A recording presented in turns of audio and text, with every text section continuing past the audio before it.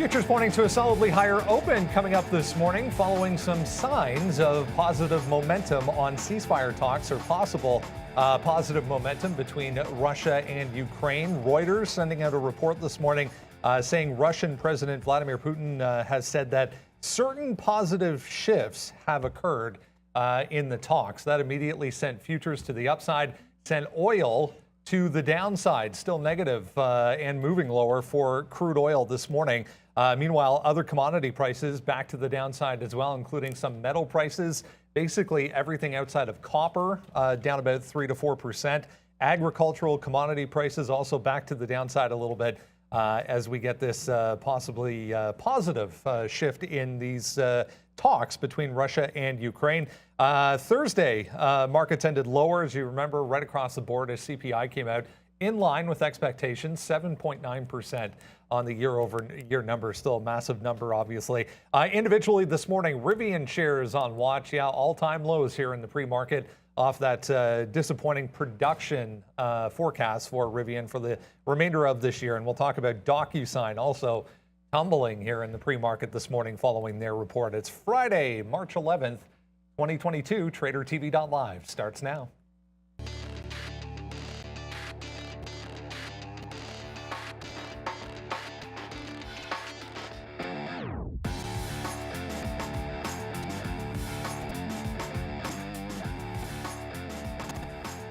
And there we go. Look at how things stand at this point. We're off the highs ever so slightly here, but still nice numbers right across the board here. 1% for the S&P and the NASDAQ, about 0.8 there for the Dow, lagging ever so slightly here in Toronto, 0.25% for the futures here in Toronto for the TSX. Crude oil, you can see there still 0.3, but moving to the downside as we speak. Both Bitcoin and Ethereum back in positive territory to start off Friday morning as well. It's been a very volatile week for cryptos as we've been discussing. Welcome, guys. Good morning. Happy Friday. It is an interesting one here. As we said, a little bit of possibly some positivity coming out of these ceasefire discussions between Russia and Ukraine, as Vladimir Putin is saying some positive shifts have occurred in the talks. So that immediately benefiting futures as we head towards Friday morning. Yeah, good morning, everybody. Welcome to Friday. Well, I remember the last time we got sort of the market reacting to the upside on a positive early morning headline regarding the war in Ukraine, and the last time we faded it. We're already coming back a bit, but hey, NASDAQ up 1.13, ES looking up 1% right now. You get those big capitulation type of days, and all you want to see is some kind of a recovery here. Any headline we'll take is going to be a good one. Of course, you had that that inflation number, which didn't even include some of the runs up we've had in energy. So yeah, I mean, the real story today is going to be earnings. You know, obviously this week there's been some wild ones. You're going to see Rivian, which is massively in play today, DocuSign, and yeah, that big move that we saw in some of the Chinese listed or U.S. listed Chinese names could apply again today. Some are trying to bounce. Neo's trying to bounce here. DD, on the other hand, hate to be them. You don't want to be a DD shareholder. Now you're looking at a 2 in front of that. Yeah, you never wanted to be a DD shareholder, I don't think. That was a mess. Yeah, we're already like firing them off today, man. We're already short Rivian. Oh, our graphics not working. We're already short Rivian here today. There's been a lot of problems with these lately. Right there, we've already taken a nice little piece out of Rivian. Short here, 37. What am I short here? 37.65. We just took a piece out at 37.10. It's now below 37. So yeah, Rivian just continues to get hammered down. We called that yesterday. We've been shorting this name since $60. The sticky note is out. It's the #1 name on there. You guys can try to find that at Trader TV Sean. We'll put it up on the screen here in a second for everybody. But yeah, this is what we're talking about today. Rivian should work off $40. We're already short here, $38 in the pre-market. And yeah, we talked about it. Bigger loss, man. 2.46 versus 1.6. Not good. Less cars, less everything. Down goes Rivian, guys. So there it is, man. We're almost $1 in the money now on this piece. Like Neil said, this day is going to be a good one. It's already starting off pretty juicy here. No more covering Rivian until this market opens. Let's see. We might have got it right here. We're short 38, $1 in the money. Yeah, going to be interesting to see where that thing goes today following that report. Pretty ugly for Rivian. Before we go any further, let's bring in Miss V. Good morning. Good morning, team. Happy Trading Friday to you all. I wish you a wonderful, profitable day. Please make sure you like this video and let's get it started, Brendan. Yep, let's get it started, guys. Lots to get through here in the pre-market. My headline button not working either there, Lucas. We'll talk about DocuSign as well coming up. That was the other bigger, at least, earnings report. There were a few, though, to deal with this morning. So on the earnings front, guys, big moves in the pre-market here, including Rivian, as we discussed. But overall, I wanted to mention as well some of the chip stocks back in positive territory. So yeah, there are negativity or negative moves in individual names, but some of the chip stocks at least showing strength here. Most of the market's up right now. You get that look at my quote board, and you get that happy feeling when you scan it, and it's like, oh yeah, everything's just slightly into the green. Just coming over to AMAT, sprinkling a little bit of that buyback juice today, up about 4%. The reason why they're going to be AMAT in particular is going to lead the chips. It is just because they announced a aggressive buyback program. So I think it's going to be on the watch list. But we've had a couple of days worth of rally in the chips this week off of these sort of fantastic lows. Some of them are setting up really nicely for potential breakouts. And looking at AMAT here at about a 130, I'm also going to be on the dip just in case we continue this minor pullback that we're seeing. Last time we got some positive news on the Russian front, remember, it did sort of sell off there. So if we think it's going to be a bit of a rally, I want to be ready for a bit of a dip buy. But so many things have been depressed and made some bottoms. I mean, really specifically, like you look at a chart like JD and NEO, those just really stand out. But the chips, nice higher lows got put in yesterday. You have a nice little support here, got put in on AMAT 123, and now you're trying to break out of this channel. So good timing for them to be making that announcement is hopefully we can actually hold this move in the morning, although whipsaw action at 9:30 has been the name of the game. So if you're looking to catch a bid, sometimes you get really rewarded by having that stink bid out there at 9:30 just at the open because volatility has been through the roof when the market opens up. So I'm ready on AMAT. I think they can carry through well today. I thought maybe I'd be trading a little bit more MU, but AMAT's directly in the news. Yeah, we're just looking, we always look at the same kind of thing here, and that's going to be AMD. And I mean, we can look at AMD, we can look at NVIDIA. I mean, they're all at the same levels, right? I mean, it's just a matter of whatever the market's going to give us today. NVIDIA down here near that 220 level has been bought a bunch of times. Yesterday, it resisted that 220 drop as well. It touched down at 221 and change. So you're into that area. You're trying to break. This is just a 20-minute chart. You're also trying to break above right now, this last like kind of week worth of damage control here to the downside. So you're trying to get above this 235 area on NVIDIA. That's coming through right now, it looks like. And then, on the chart, this is what we're talking about. So you're just getting above a lot of this. And now we'll see if we can break out. So yeah, I mean, I like this long breaking through 235 here. So if we can get that on NVIDIA, that looks pretty sweet. I don't know if we didn't get there yesterday, obviously. So there's the top right there, 233.50. Yeah, I really, really like that. But it's been pretty volatile if off the open. So you're going to look at something like a 226 bid, something like that in here, in case you do drop. That's where the support was yesterday in the afternoon. So you can look at if you go to the very bottom, 225, maybe as some kind of support. So yeah, NVIDIA. And then the same thing's true. I just skipped over AMD there, but it's the same thing. You have 105 down here is where you could support if we do fall a little bit.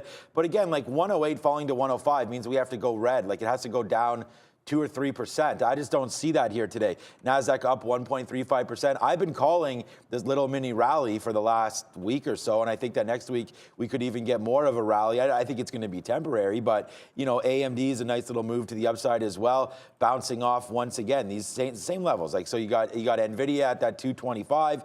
You have AMD down here at like 105, 104, with the ultimate bottoms hopefully 100. So I think they're there, Brendan, for some bouncing around, but I have much bigger fish to fry. We have 1, 2, 3, 4, 5 names on the sticky note today, including Rivian, Oracle, American, SoFi, and Softy. So if you want to check that out at Trader TV, Sean, and then our watch list, tradertv.live, we'll have notes also about some of these chip names. Yeah, a couple of interesting moves yesterday as far as mega cap tech. I wanted to talk about Microsoft and Apple again today as well, showing some signs of life once again. But Neil mentioned, or I guess both of you guys were talking about DD there off the beginning.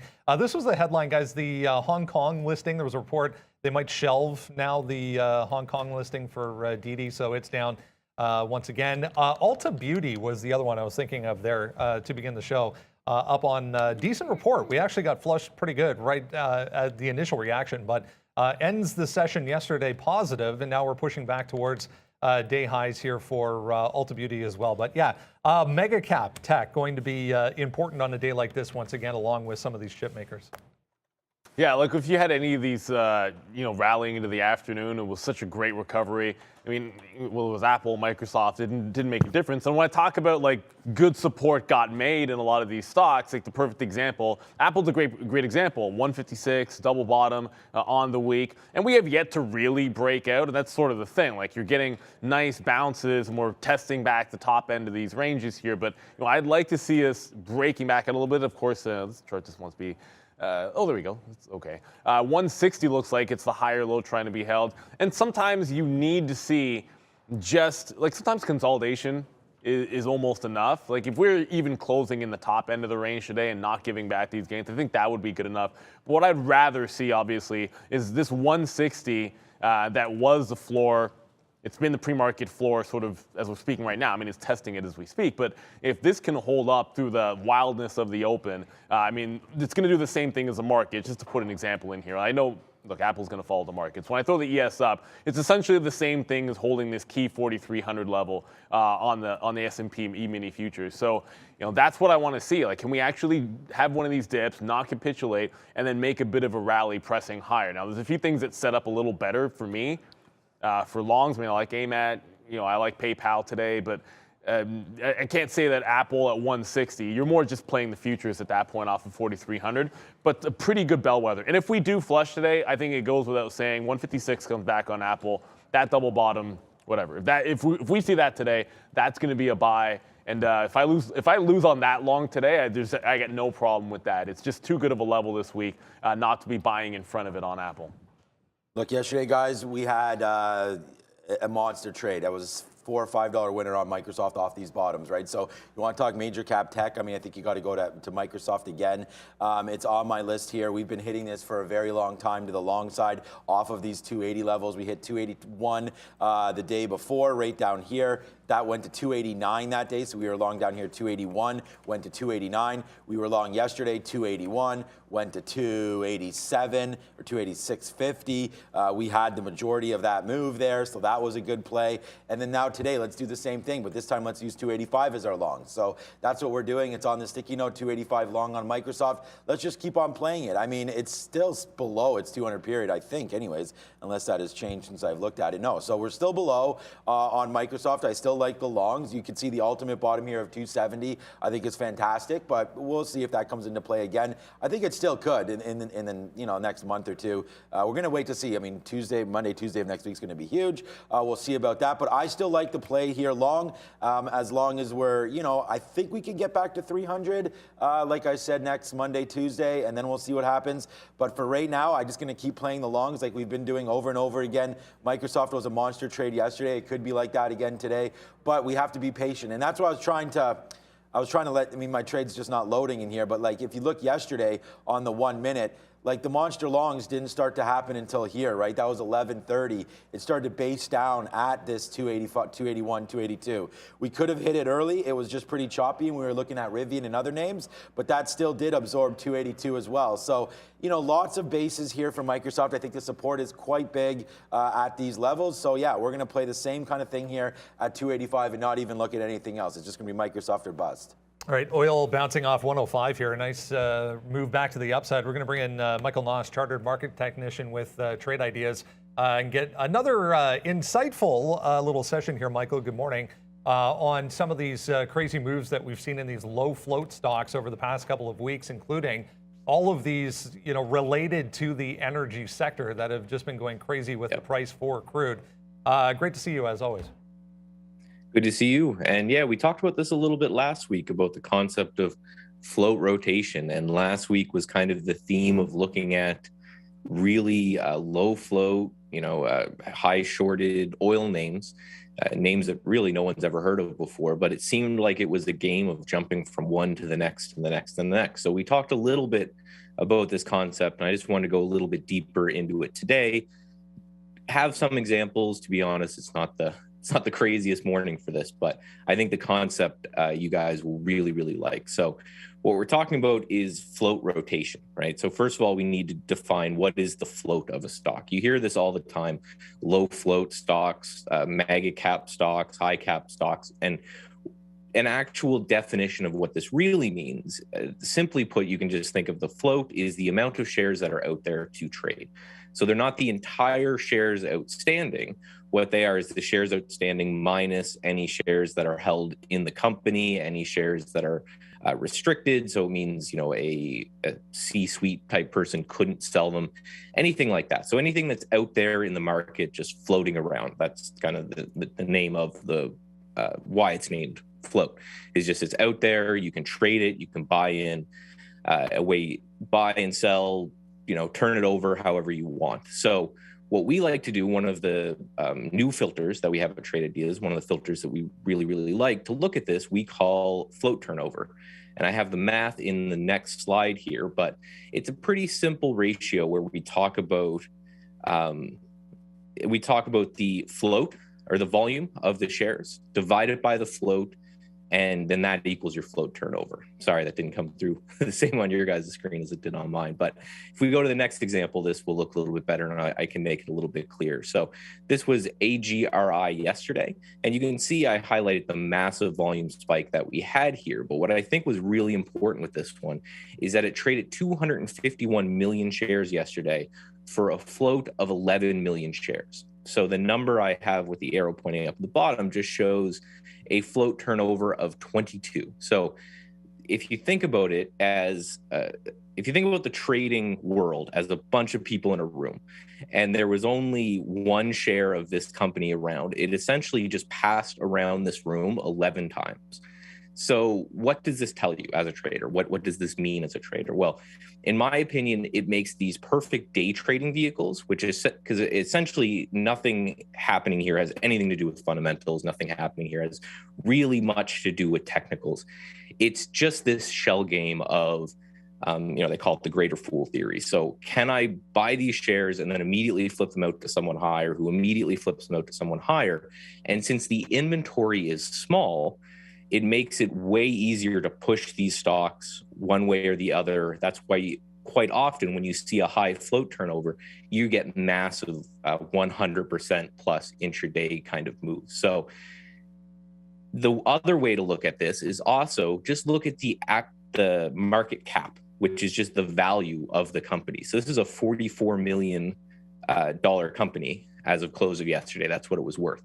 But if you take 250 million shares and then you multiply it by, just say 2, which was the starting price, you have $500 million that changed hands in a company that's only worth $44 million. So it just gives you the scale of how much these things are trading and how much they're trading off this passion and this, these crazy moves that are going on that really are just based off of intraday traders. So what I will say is that if you are a swing trader, these probably aren't your places to stay, because again, these moves are taking place just by changing hands of the shares over and over again. So it's an interesting market mechanic thing. So I have a few examples of things to look out for today. So HYMC, when I built this chart, it was already 30% of the shares have changed hands. Anytime you get anywhere near 50% of the shares to even over 1, you know that it's going to be one of these momentum and emotion-driven moves one way or the other.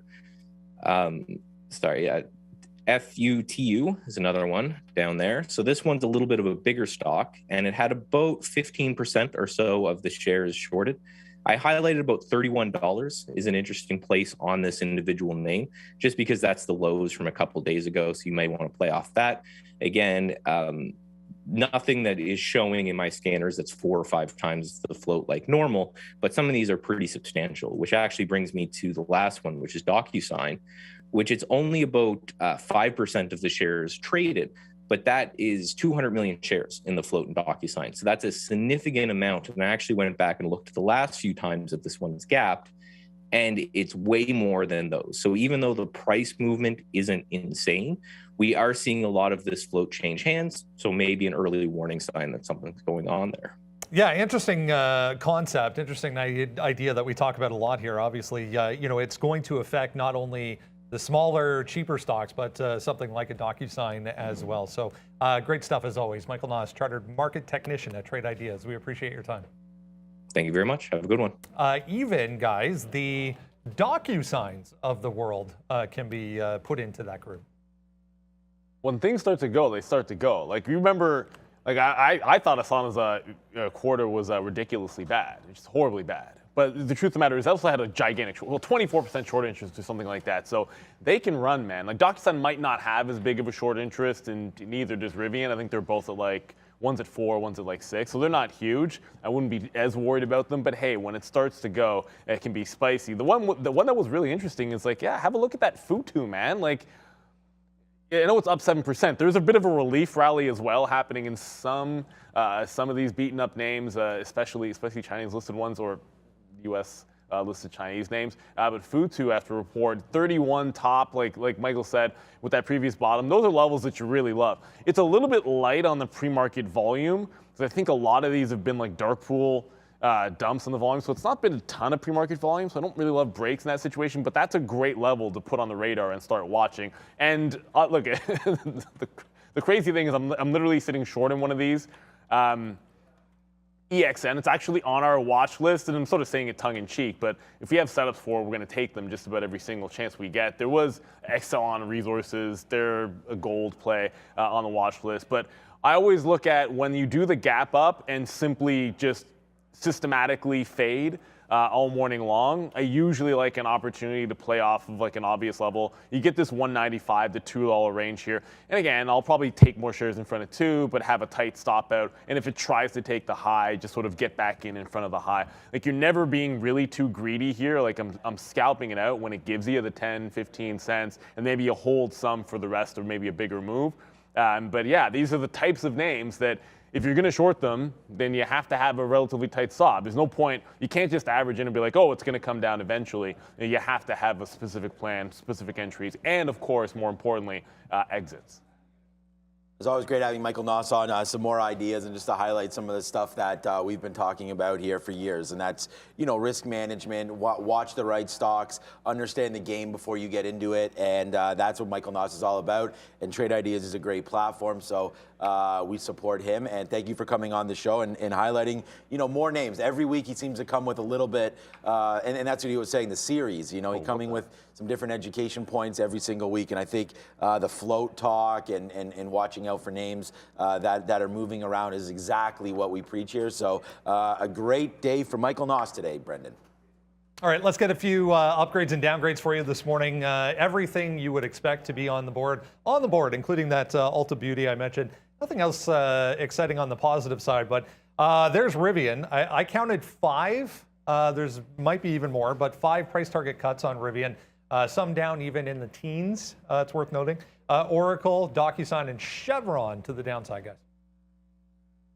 Chevron downgrade. Look, when you high fly, sometimes it's going to happen, but it's weird. Like, I can't remember the last time that 3 of the 4 were actually, the downgrades, I mean, were all reporting and reporting negatively, right? So guidance matters. We'll probably get to Oracle there. It's funny, as you mentioned, Rivian, I actually got a fill in Lucid. I plan to... I traded both yesterday, but I've been trading Lucid every single day today. And it's not to say, oh, Rivian's bad, Lucid has to go down. It's more just playing the patterns on Lucid to the short side of the trade. Now, previous I like 25.75. You'll see in the afternoon flush, it made a high of 24.50, and we got that same top there now. So I'm just essentially shorting that consolidation there. So, you know, I kind of feel like if Rivian somehow takes out 38, I'm guessing this will probably take out 24 too, but I'm not going to shy away from trading Lucid. It's been a good one pretty much all week long. Didn't expect to get the fill. There's not a ton of pre-market volume, but like a slight bump up got me into that one. I'm looking at probably about the same level at 38, pre-market high on Rivian, but we'll let these things start to settle down.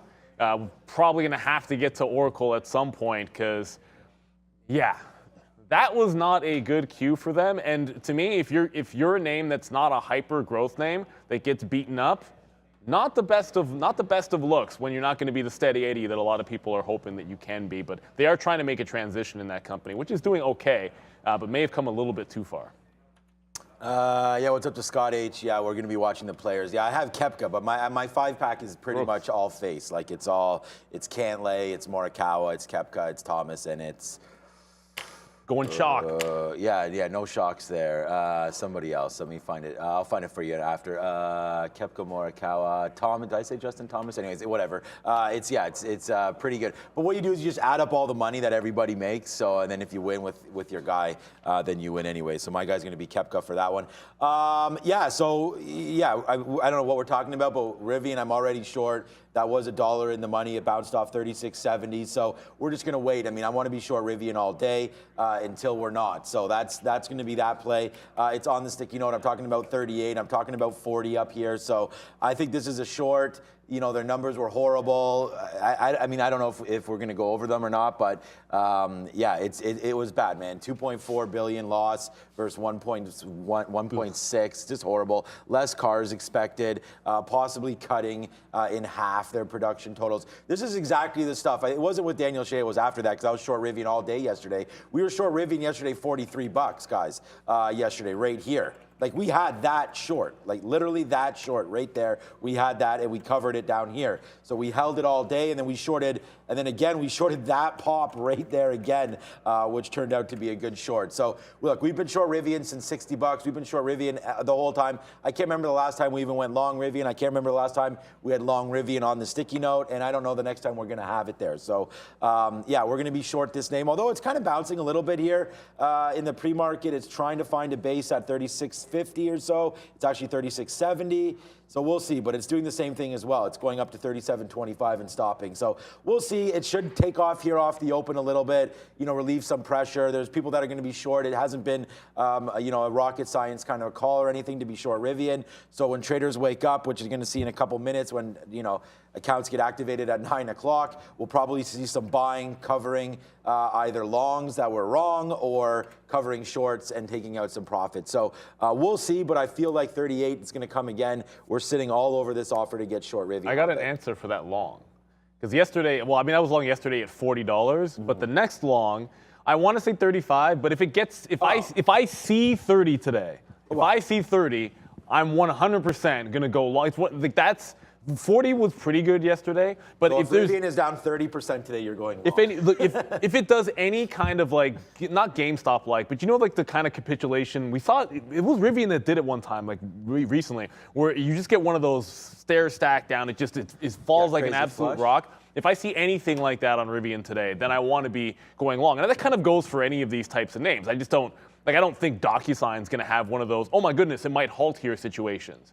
But Rivian is probably in that bucket where you could see that. And if Rivian does that kind of a move down, it's getting to prices that I think there would be buyers worth stepping in front of. So it's just a pure momentum play. If it feels like it goes into that halt territory or it's just going down way too fast, explosive capitulation, then I want to be looking for a long. I don't think it would ever do that into 35. That's less than 10% from here where we are now. But you know, that next leg down certainly could be it. And you always want to have those in your mind so that when it happens, you're ready to make the trade, as opposed to, oh my goodness, what's going on? No, like today, I'm ready if that happens on something like a Rivian.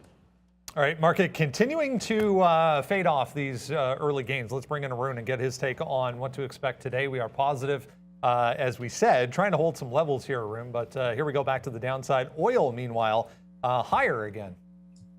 Yeah, and market's kind of fallen back, trying to digest whatever news has come out, you know, whether this is actually true, whether they can believe it or not. Aside from news part of things, from the technical side of the futures, remember, today's the first day after the rollover on the contracts, right? We're on H22, but that's not the front month anymore. We're on the June contract, officially on the June contract, but unofficially, most people haven't really moved over in terms of volume. So both contracts are going to be live now. And both contracts are going to be splitting volume. So you're going to have M22, which is the June contract, and the H contract, which expires next week, both running volume, which makes trading a lot more trickier if you're trying to figure out where the volume is coming from. Because remember, people are splitting their contracts. Some people are trading June, some people are trading March. And until Monday, this is going to be the situation. So for me, what I'm going to do is I'm going to pull all my levels off. Remember, we have 4,300, all that stuff. Obviously, that got taken overnight, but regardless, we're going to pull all the levels off, and we're going to let the market trade today and figure out where the levels are after the open. Up until that point, I really don't care what this market does. I really don't care because I can't figure out where the volume is, right? So I want to see this market open. I want to see where people are going to be trading the majority of the volume, whether it's going to be March, whether it's going to be June. For now, in the pre-market, it is March, but that could change throughout the day. So I'm going to wait for this market to figure out where the volume is going to go. And maybe after midday, once I know which contract is going to handle most of the volume, I'll go there and I'll figure out where the levels are. So up until that point, I'm going to stay away. We'll leave the old levels, the ones that are not even close to being in play, like the 41.25. Remember, 41.25 into 41.65 was the buy range. We'll leave that one in play. That shouldn't really come into focus for now. But for the time being, let the market open, let the market tell you where the volume is going to go, and then go where the volume is, right? Crude, however, is still trading that J22 contract. So that is still the April contract. So the fact that crude is now positive, 0.31, just bounced off that 105, looks like it's putting in a double bottom or somewhat of a bottom there around that 105 and change. So that could be something of interest. For anyone else who's not trading futures, you could trade spiders, you could trade individual names in the indexes. There's a lot of different ways you can go about trading the index without having to actually trade the futures contract, which right now is going to be a slippery slope given where the volume is. So I'd be careful on how you trade this market, especially going into the open. After then, you can figure out where the volume is and maybe go in that direction. But for the time being, I just wait this one out. Great stuff. Thanks, Arun. We'll check back in again on Monday. Great points, obviously, as we head into the weekend here. Obviously, still a very sensitive, headline-sensitive market as well. That's the link to the watch list. We'll get into everything else you need to know heading towards the open here. Under 30 minutes to go, guys. Miss V will help you out in the chat with that if you need the link. Let's go to Rivian. Yeah, they cut their production forecast. Bigger loss than expected for Rivian. Not much in the way of positive here, guys, for RIVN. No, we just shorted more right here. So it just came up again, and we shorted more of it. Like I said, I mean, I'm going to be shorting this name. I've been shorting it forever, and I don't think that's going to change. So we're going to short more right here. The same price twice. 60. I think the last time we just got 63s. I mean, it's right here right now. Anyways, it's at 54. Look. Not great, right? Their numbers, as you discussed there, I don't know if we have them up. Yeah, they're right there. So, you know, cut the production. It's not going to be a good name for them. There's a lot of guys caught long here. George Soros, Amazon, Ford, things like that have investments in this name. And it's just been an absolute nightmare since IPO, right? We are touting this week as Rivian week. And whenever that happens, man, like, you know, this is what happens. Everybody very, very excited about it. Now you can see it. Sure, I would love a coffee.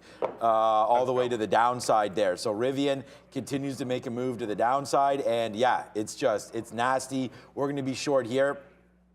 I see people on the chat asking me because how we traded it yesterday was almost perfect. I don't know if we're going to be able to do that today. It's going to be choppy. On days after earnings, it's very, very hard to figure stuff out. You saw yesterday, I mean, look at an example yesterday with CrowdStrike, right? So CrowdStrike yesterday, and this was my missed trade of the day, I felt like, and we had a great day. CrowdStrike had great earnings yesterday, up huge, right? So here's CrowdStrike, 170 all the way to 196, but look what it does off the open.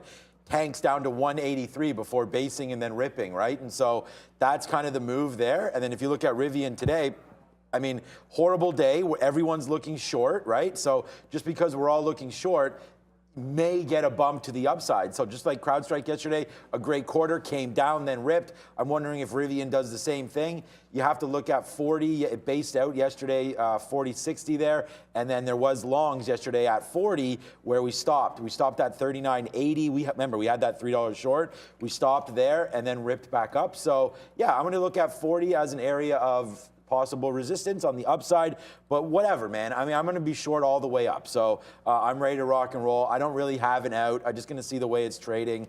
I mean, if we maybe break this 42, 41.50, something like that, maybe, but let's just see what happens here to Rivian. I can't imagine that it rips to the high side. Yeah, I mean, my take on Rivian is that I actually don't care about the demand thing. They have like 80,000. It's like 80,000. Not subscribers, but reservations. It doesn't really make a difference if you're not producing anything, and that's what we talked about. It's just production.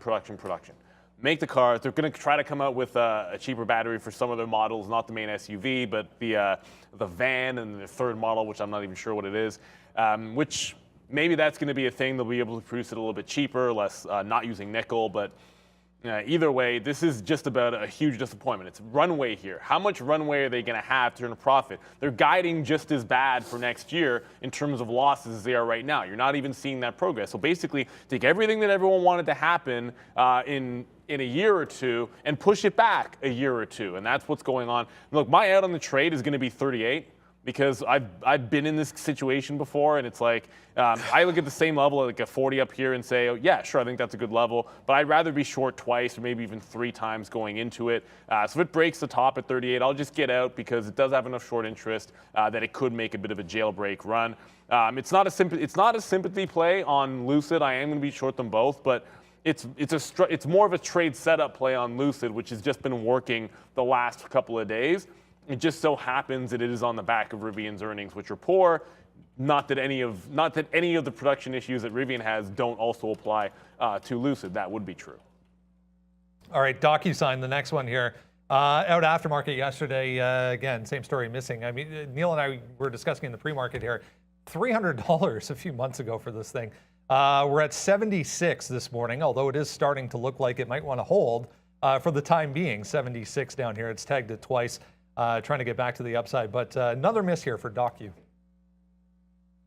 Yeah, the guide was just so poor. And I think what it comes down to is when you're that expensive in a valuation basis, there's growth expectations, and when your growth expectations aren't going to be met, then you're going to get beaten up. And it's not.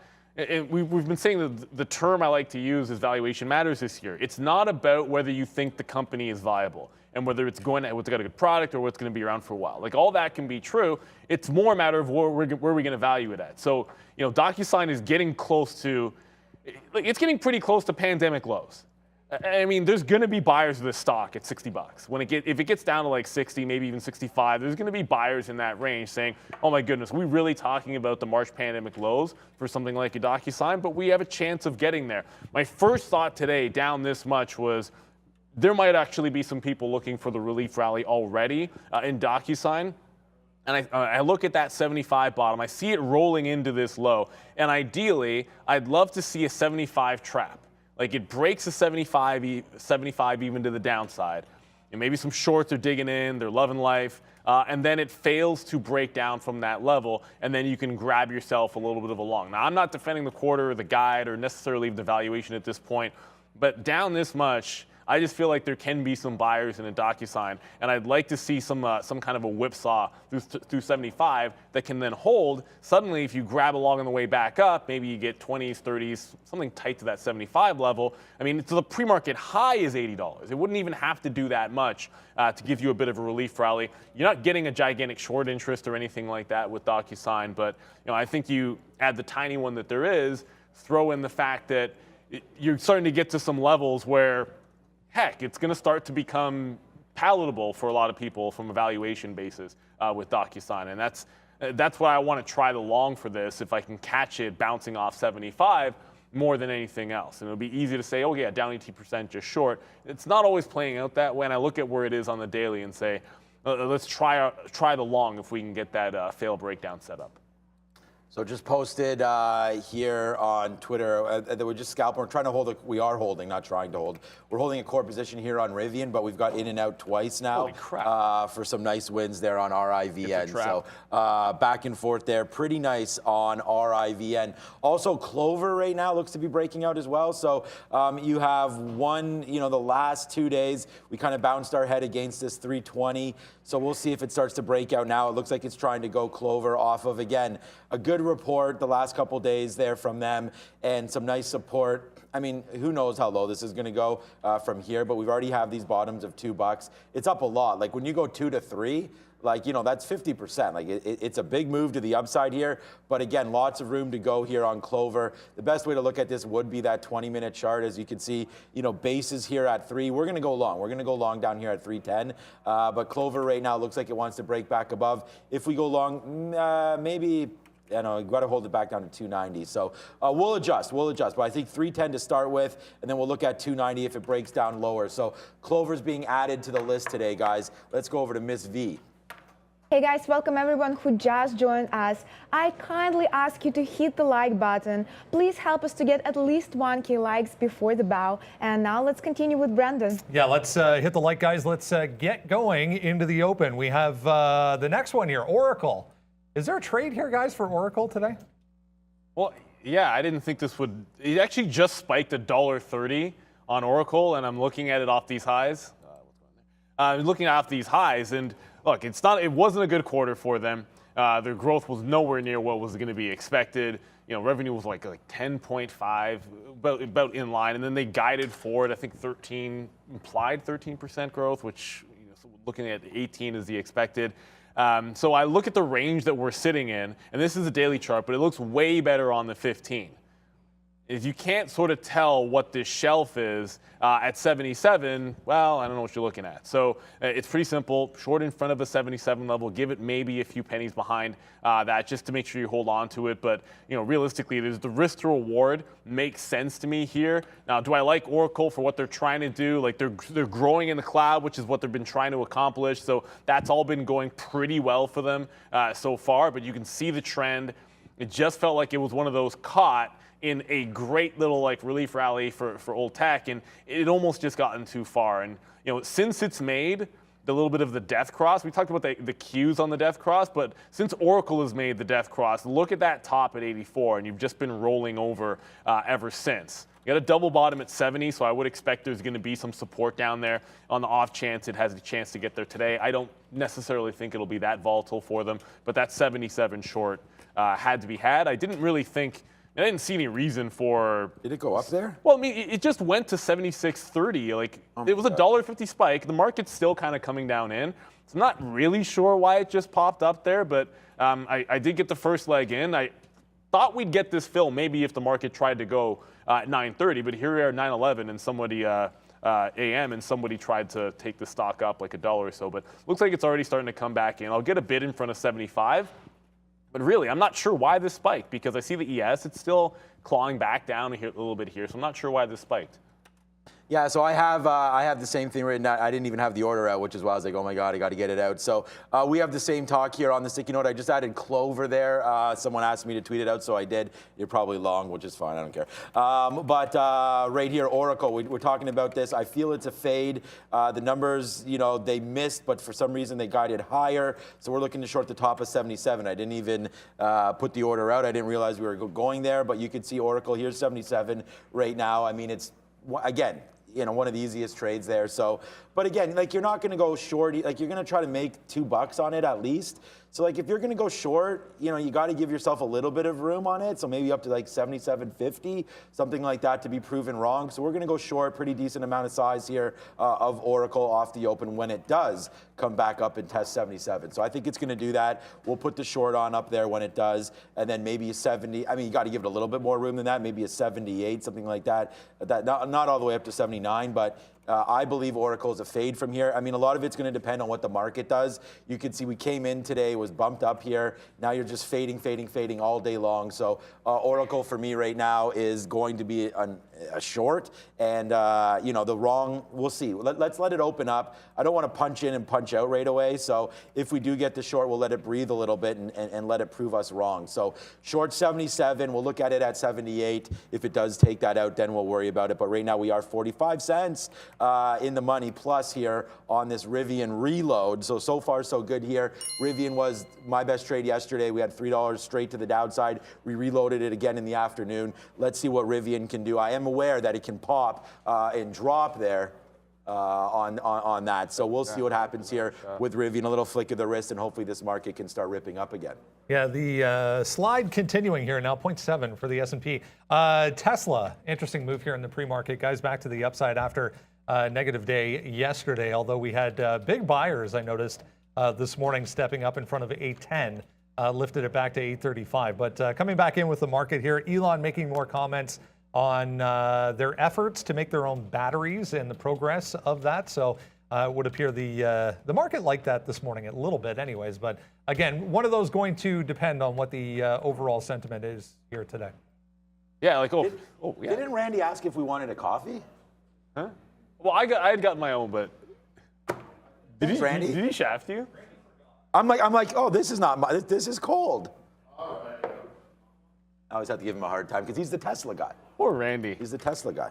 But he's all the car. He's Tesla, Volkswagen, Ford. You know, he just loves the auto sector. He crapped on. He also crapped on Rivian, by the way, so we can throw that in the list. I've never heard him talk about like Lucid or any of the others too much, but Rivian, he definitely was talking about negatively about them. Tesla will get. There's look, Oracle. Yeah, it's Oracle. It's weird, man. We The have market's the short coming we down, want, and Oracle is just coming up. So that's a weird one. So we'll see what happens there. I did have that order there. I miss. put another one thinking I didn't have this, but okay. But Well, Tesla, yeah, about Tesla, the 850 level, I know it stands out, but I said this yesterday that it's whippy around that action, and I still believe it's 55 to 60 that's your real resistance. Like it's up here. That 50 level, maybe it's good for entries with stops, I guess, in either direction. But I'm trading Lucid and Rivian today. There's no question. But I'll watch Tesla for any kind of sympathy plays. I do feel if it's not breaking 865, this is not breaking out. It's been so overhead weak.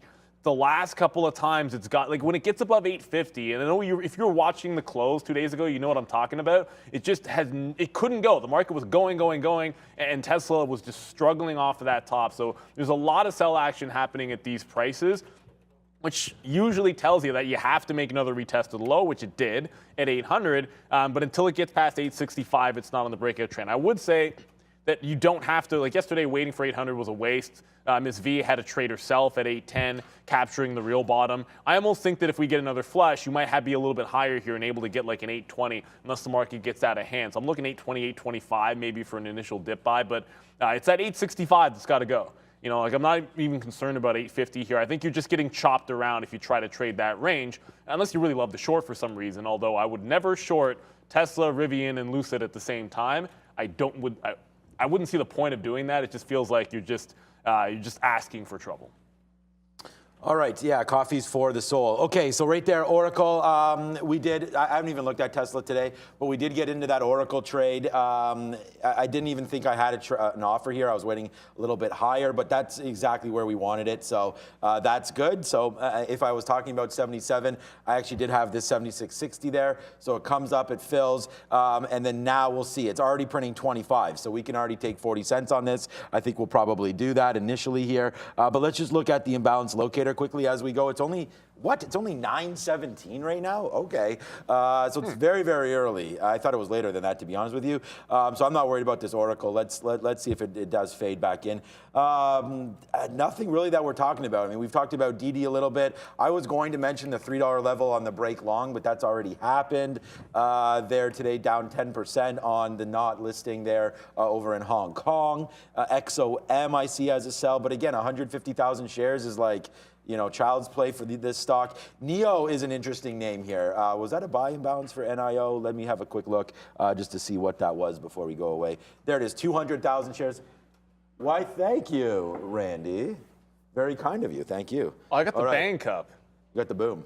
Gotta be careful Here with comes the boom. There was the one time that we did the cheers, and it was a little close to spilling Randy's nice table he built for us. That is good. Now we're ready to get jacked up. We're Hydration Nation. We're on coffee alert. The thing is, I don't want to. The wife puts the hazelnut in here, so we save that because that stays nice and warm, and we just kind of sip that as we go. But yeah, NEO today with a buy imbalance. So, okay, here comes Oracle, by the way, to the downside again. We might as well take this. We have a good price here on Oracle. It just printed. Oh, it printed 30s. Okay. But anyways, NEO yesterday was a good trade off these 750 bottoms. We'll see if it can retest it again today. What a wild couple days for NIO it's been, man. The 1 minute chart, the daily chart's not going to show you enough of it. Like, this is what I'm talking about. This was just back on February 3rd. So you're looking about a week ago, we were 21 bucks, and then a huge monster move down to 19, then again to 18.50, then we bounce back up to 20, then we make the move back to 18, then down to 17.50, all the way back up, then yesterday back to the downside, and today we land in the middle again. So this has just been a very, very wild ride here for NIO. I feel like the market's going to be up today, at least it's going to try another leg up. We'll see if we can touch the highs here once we open, but I feel like this 17.25 down here for NIO, probably a decent spot to try a long because it's $1 away from here, but if you dip into this area, let's just call it 17.50. I think that's a safe area to start bidding. So 17.50 on NIO, I like it. And by the way, here we go. It's a nice trade for me here on Oracle because we did put on a decent amount of shares here. So Oracle's starting to come to the downside. 76.06 right now, 50 cents in the money on this one already, guys. All right, another one looking decent here this morning. Uber, guys, with a couple of price target increases and positive notes on Uber. Up 2.7 right now, trying to hold 31. Bounced off 30 yesterday, which was recent lows. So, positivity anyways. Well, you go down far enough, eventually, there's just one way for you to go. I can't. Like, Uber probably hasn't gone to prices that are too unreasonable, but it did bounce off $30 yesterday. So, I was looking at that level a little bit earlier on and thinking, oh man, why couldn't it retest it in the afternoon to maybe get a bit of a dip buy? At the same time, we were looking at Apple and some of the other tech names. But if there's any kind of a flush, I threw a stink bid down there because I know I like the 30 level. It's finally catching the upgrade, but there's still a lot that it has to work past, obviously. Where's my stop on Rivian? There we go. I don't know why that didn't trigger. There we go. I just got out of Rivian. It broke that 38 level, so for me, that was going to be the first try. I did get a little bit out of a scalp on Rivian, but once it broke 38, I'm going to reset, look for it to test higher, possibly that 40 level. When it comes to Uber, the only reason I don't like this two-day top at 31.40 is punching long into overhead resistance. So the only way I want to play Uber strength today is buying dips. Now, maybe you can hold yesterday's high, 30.75. I'd rather play that by ear. I think if there are dip buys to be had, I'm already looking at a possible dip and rip in DocuSign. I'm going to sit on the bid of AMAT. So, Uber might be like 3 or 4 on that type of a list. It would have to get down to the 30 for me to really dig in. But I do like where it's coming from. Another day of consolidation at 30, and maybe these breakouts can look better. The real break to me on Uber, and you zoom the chart out a little bit more, if it gets out of this range and starts taking out 32, 32 and a half, that's where you start to get a bigger gap to be filled. And if it can do that next week, well, it's Fed, but if it can do that, I like that a heck of a lot better. I just don't think we're seeing that 32.50 break anytime soon. So no need to put that order in just yet. All right, guys, so exactly what we want to have happen here is happening on Rivian. So this is good, man. We did get our position. We're going to wait for this right now to see where we go. We're so little out of the money right now on this name that we took, like when we take 60 cents, we can hold this against us 20. So we're going to wait for it, and then we're going to watch this 40. Like if it comes up here, we're ready to rock and roll on this, right? And so we're ready to rock with Rivian. This is what's on the stick. We got to believe in this name. So let's wait to see if it takes out 40. But again, like this, there's the 40 right there. So I feel like you got to give it at least a 41, maybe 42 up here for Rivian. So we're going to hold the short, man. We're short at 80 right now. We're now out of the money, an amazing 15 cents. So we're going to hold on to this and then just see where we go. We're already bidding. So I've already got a couple bids in here, 37.50 and then 37.10. for Rivian. So let's let this thing fall. We got a decent spot on right now. And here it comes to the downside. So let's go Rivian. Hopefully we can come back in. Remember the imbalances. They're not even out yet for the NASDAQ. So that's why Rivian, if Rivian comes out as a huge sell, then you'll see this thing right back down to 37, right? And so we're going to take the risk here. We're going to wait. If it comes out as a bid, then the opposite, we'll get more short. So let's see what happens here for Rivian. Remember, it's not a huge short interest on this name, so I'm not expecting that, but I do feel like we could float back up here. So you got to watch out for this 40. The real area right here for me, I guess, would be 42. So let's play this until 42. We have enough money here to not worry about that. But again, you got to average in to your prices properly. If you're going to risk manage, that's what you want to do here on Rivian. Don't put your full short on right now, but definitely have a piece. I like this to the short side. Rivian down, Oracle down, hopefully. We're waiting on the bid here to get filled in the O's, actually, on Oracle. So we've tweeted all of this out, man. We've tweeted out our Clover likes here as well. We still have 7 minutes to go here. Clover bouncing around. I don't mind this top, but again, more near 3 might be a little bit better. So let's go here.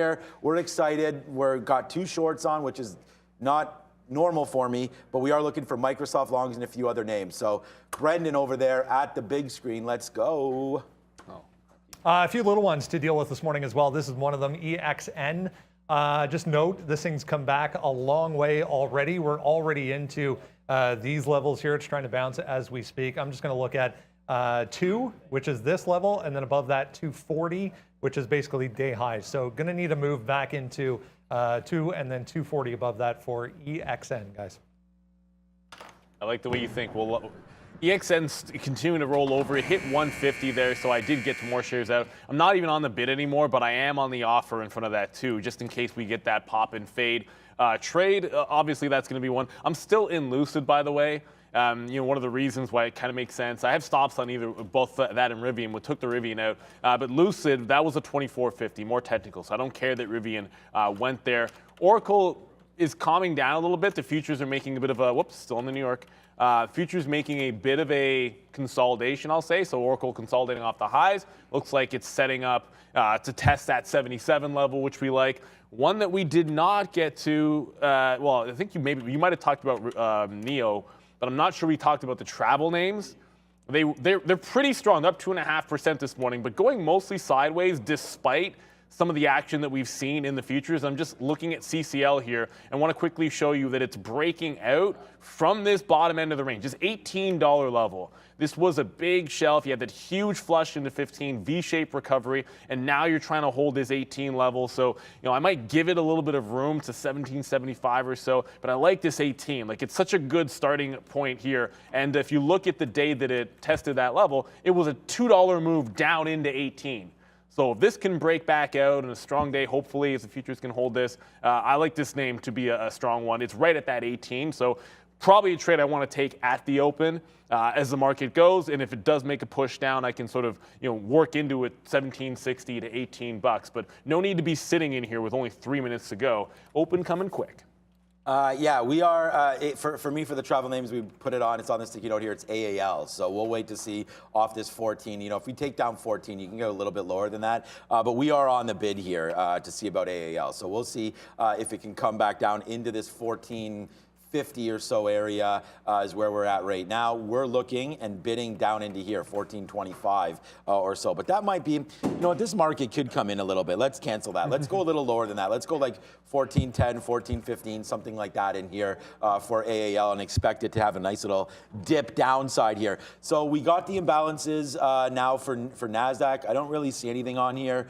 CCL is there. Yeah, DD. I mean, DD's a New York name to the sell side, but really nothing on NASDAQ. I mean, Vion, SNDL, Zila. I know people looking at that, but that's like a 200,000 share sell. I mean, these are nothing. So there's really nothing going to be on here. It's going to be a uneventful open if you're looking at the imbalances. It looks like.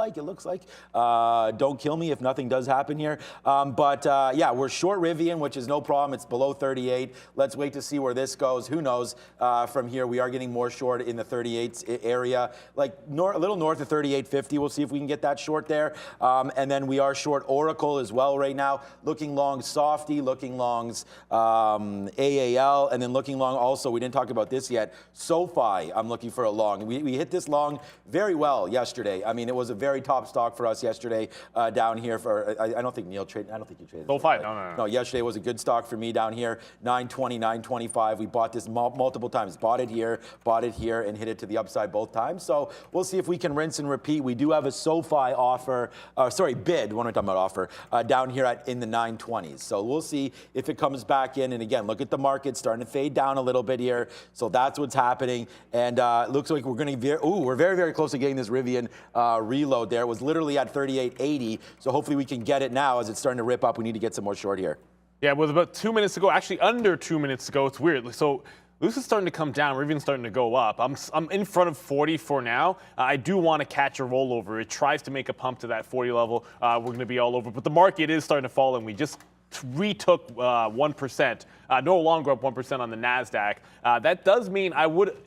Again, Oracle is a weird one here. I know we're sitting in the short, but every single time I look over and see the market make another leg down, I'm looking at Oracle do absolutely nothing. So just watching that one, a bit counter trend there. Another name that I'm on the bid of is going to be AMAT in case this market does really fall, but it's barcoding as well, not doing a heck of a lot. So it feels like some of these less volatile tech names are not really doing much as the market starts to come back in, which could be a bit of a relative strength sign. We'll see it play out. Miss V is going to be on the bell. It should be an absolutely wild Friday. Rivian just made a tiny bit of a turn there, tiny turn off of 39. Maybe it doesn't test that 40 after all. That's going to be a big one to watch. And I didn't talk about DWAC, so I'm going to quickly throw this one in here. It's right in front of a 70 low. 70 pre-market low, 71 is on the shelf. There's a bit of an iceberg sitting here at 71. I was looking for a pop and fade at 74. This one could test 70 bucks today, and there's all kinds of room below on DWAC, down to like the mid 50s and then 61 support as well. So watch out for DWAC today. Going to drop that countdown as the market continues to fall a little bit here. Come on, Oracle, why aren't you following? Miss V? No, that's strange. Get ready to ring that bell. 4, 3, oh, that's a little early. 2 and 1. Really, it's more like now. That was so fast.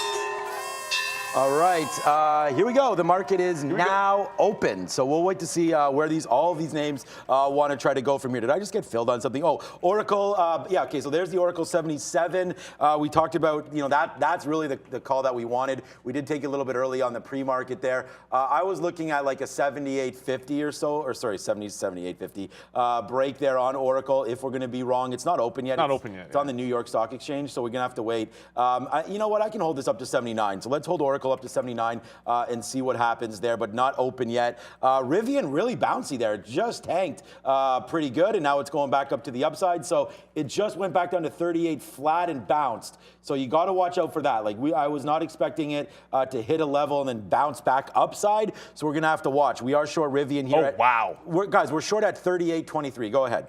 Oh, we'll do this for Lucid, which just felt like again, this is the second time it's happened. This is why I like this trade, because Lucid did the same thing yesterday, where it just flushed off the open right through 24, right to the pre-market lows, 23.8. I just got half of it out, and look, if it comes back up, I am going to reload this trade. Lucid's just been entirely too weak not to make this play over and over again, but Rivian's sort of starting to come the other way. It just tested 39 again and put a bit of a fail break in there. Like it went 39, 39.12. And then slam back down. That should have been a short entry. I'm sitting there waiting for 40s. Okay, here we go. I mean, maybe we can finally get to the downside here. I don't know. It just touched 38 again. Like, we were in the money there for 30 cents, so we didn't do anything about it. So, yeah, I obviously think this is going to go to the downside right now, Rivian. But like Neil said, we got to wait. Well, I'm going to wait anyways. All right, SoFi right here. Let's see, 950. So it does come into 938 there, and then makes a little bit of a move up. So nothing happening there for us yet. We're looking for that to get a little bit lower. Clover is trying to break out now. I was hoping for a dip here because the NASDAQ is starting to make a little bit of a move down. Oil right now too, down 0.7. So who knows right now with Clover? I'd like to get it a little bit lower, like we said, into this area, man. 3 and change there for that. Oracle still doesn't want to move. Rivian, we're going to leave it for now, and then we're going to check out Microsoft. I mean, again, how is this at least falling? No, I mean, right now, it's just market's kind of not giving us too much movement here off the open. So short Oracle right now, short Rivian. Nothing's going on, so we'll wait to see, but it looks like Rivian now up to 39. We just got a 39.40 print there. We might as well take a little bit out if we can. This is just a violent name right now. It's all over the place. Yeah, back and forth and around. If this tanks, we're going to have a monster winner on. So let's just wait to see where it goes from here. But right now, Rivian does want to go back up to the upside. We've been short all yesterday. We're short again today. Let's see what Rivian wants to do here. Right back down in. Yes, sir, a nice little win for Rivian. I just got picked up on CCL there. The market's still kind of plunging here, so the only long I got is going to be in CCL. Rivian's starting to come to the downside. Oracle's the only one that's not really moving in, but Lucid continues to fall. Rivian, for me, is about flat. It's still at that 39 level. I want to see it really capitulate, but every single time it looks like the bid's about to flip. Come on, seriously? Up. Yeah, this chart, give me a break. There we go. Now, Rivian, every time it looks like it's about to capitulate, it slams back down to about 38.5, and you're just seeing big whipsaw action. These are like wick candles where most of the volume is occurring below 38.75, and it's just slamming back up. So a bit of a squeeze happening. It needs to settle down at this point. So I'm not going to execute too heavily until we get the next couple of minutes here in that name. But the one that I don't mind getting back into on the way back up is Lucid. This is one that's following plan. This is one that had the fall off. This is one that made that setup just yesterday as well. And I don't necessarily have to worry about the same interest being in this stock. So I'm going to jump back into some Lucid shares to the short side because it's making a little bit more sense. And hell yeah, we go a good idea here with the Oracle short, guys. We shorted this so nice. We like it twice. And out. Our best bid there is 76 flat on that 50 period. So we're trying to watch out for that. We did take pieces out here of Oracle. New position as well. We got in on AMC here. And I forgot to talk about this in the pre-market. It's on the sticky note as well. It's a light trade. So we get out. Now we're going to hold. I really want to see what happens at 1450 down here. So we're trying to hold this. I'm going to put some more bids down in here, like 1480. Something like that, 1490 to see where we go. But right now we are long on AMC. And look at Oracle, man, completely collapsing as we said, as we thought it would. We shouldn't say as we said, as we thought it would. Well, same thing. There it comes to the downside. Yes, sir. Hit it for March Madness. Hit it, guys. Let's go, man. Oracle. I forget we can do two at once. Right now. Yeah, let's go, man. Oracle, nice little dollar plus move here. And then the only problem is Rivian, and we've got out of it a little bit. So it's okay. But again, we still are trying to watch it out. This has violent moves, man. I mean, it's up and down a lot today. 6 million shares. This is what we expect on earnings. You're not going to peg prices exactly. You're going to have to wait and try to be specific. I'm looking at this 42 as my kill spot here for Rivian. But Oracle is just like right now $2 now in the money on Oracle. And again, what is the number 2 name on the sticky note? It's Oracle. So there you go. A nice little move to the downside. We have 77 short as we talked about, guys. Bye-bye, Oracle. Yeah, Rivian is really starting to get to the upside. So we took one stop out. Now it's going to approach that 40. If it gets there and gets past, I'll take a third swing at 42, but it's only going to be a third swing. The juxtaposition here is what's going on in Lucid. Like, while this is happening, this is why I'm pretty confident. This is like a squeeze rally that has to settle itself out, and here comes that 40 as we speak. But Lucid is just continuously pop and fade, and Rivian does not want to do anything but pop. So here comes 40 even. Pop. Gonna have to give up the ghost on this one at some point, but it's trying to make that curl at 39.95, the current high. I'm gonna start getting on the bid because every time it drops like 50 cents, buying just sort of comes back in and you have to take something out. Otherwise, you're sort of just hanging in this, averaging into the you-know-whats. Oracle's bouncing off 75. I think it turns into a bit of a hold. As long as the market is coming down, it could be like a day hold kind of thing. Oh, there goes 40, I'm out. Yep, okay, so I'm gone. He gone. I'm going to hold this until 42 breaks up here, guys. So let's see. Let's wait to see what happens. Rivian is super strong. It's going to the upside still. But like I said, we're not averaging anymore until we get to this 41.25. So there it is. We'll see how far this goes up to the upside here. Bye-bye, Rivian. But look at the difference, right? Like this is the thing to me. Like Rivian stinks. I should have the face slap for it. But like Lucid, relatively weak. It just came back down here again. If you're watching Tesla, Tesla's getting smacked, right? Like rolls off that. I keep saying 855 to 860, and then Tesla does actually roll past that 850 level and then die. So maybe you got the short miss fee, but already down $15. Like the market is continuing to churn down. The NASDAQ keeps giving it up, and Rivian's just trying to squeeze here. There's a lot of other things moving here, but I just wanted to quickly point out DocuSign falling downside from 77 to 75. There's no fail break just yet, but it's gone one time, now 2 times through. I needed to see if it can make that recovery off this low and hold the bottom. That would have been the long, but there's been no real sign. If you did it the first time through when I was trading Rivian, that would have given you $2. Now we have to see if it does it the second time. Of course, I was looking at something else at that time. So the one thing is here, guys, look, I'm down $1 on Rivian. Okay, we're up $2.50 on Oracle, guys. So, you got to sort of like, take your trades and analyze them. And hopefully Oracle can continue to go to the downside. But yeah, we are waiting on this Rivian to try to make a move, man, back down. We're down 30. It's 39.11 is where we're short here on Rivian. Let's go over to Brendo. Another one moving here, guys. Watch DWAC. CFEI, Rumble SPAC just popped up on huge volume there at the open. Broke 12, but came right back down. So big time volume anyways so far on CFEI. Yeah. Rumble, young man Rumble. We know that name. Yeah, we know that's that name. been my pick, man. Over DWAC, but it was CFEI. We'll have a look. Yeah, just going to go quickly back over to CCL. So there was a bounce off of that 1760 level. Now I'm looking at a bigger time frame, the 15 minutes what I'm working off here. So I'm not really even offering anything until it would have gotten 30 to 40 cents in the money. But now that you've actually bounced off of, zoom in for you guys, now that you've actually bounced off of afternoon support, I think we've established a bit of a level that we can work off of. I'll add to the position. 10 minutes have pretty much come and gone, at least in the open, so I think things have settled down. So 1760 has established itself. I'll add to it and maybe start scalping it because that's what this tends to give you. Lucid continues its flush here. So it's right back down to these pre-market lows. At this point, if it wants to fall any further, this is what I'm targeting, where we got to, I mean, the bottom's at 23.50. That's well within play. So this one's going to be going to plan. And again, it's just sort of hold on to your winners. Cut your losses where you can. I also wanted to go over DWAC if I could quickly. It did get down to, like I said, that 70. It tried to make a break to the upside there and has started flushing, but 70 even looks like a good breakdown point because the market really starting to accelerate to the downside. A lot of these things cannot possibly hold up. Okay, come on, Rivian. Here goes Rivian back down. We just got to fill at 50 there. So remember, our average price was 10, so we are taking a little bit of a lump. I got out of an amazing 5% there. Hopefully this can come back in, man. We're waiting for this stock to collapse.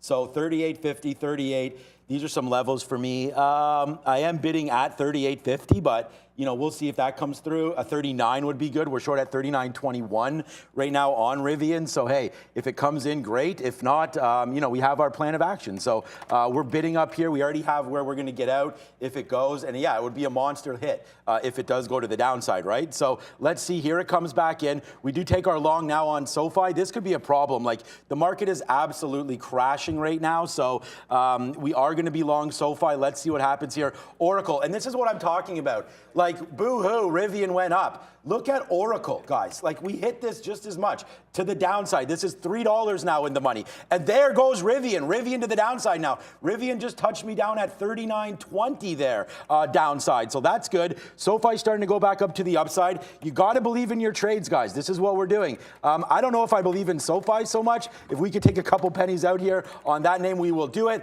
And now we're back to the positive area now for us on Rivian. So there goes SoFi to the upside. Here comes Rivian to the downside.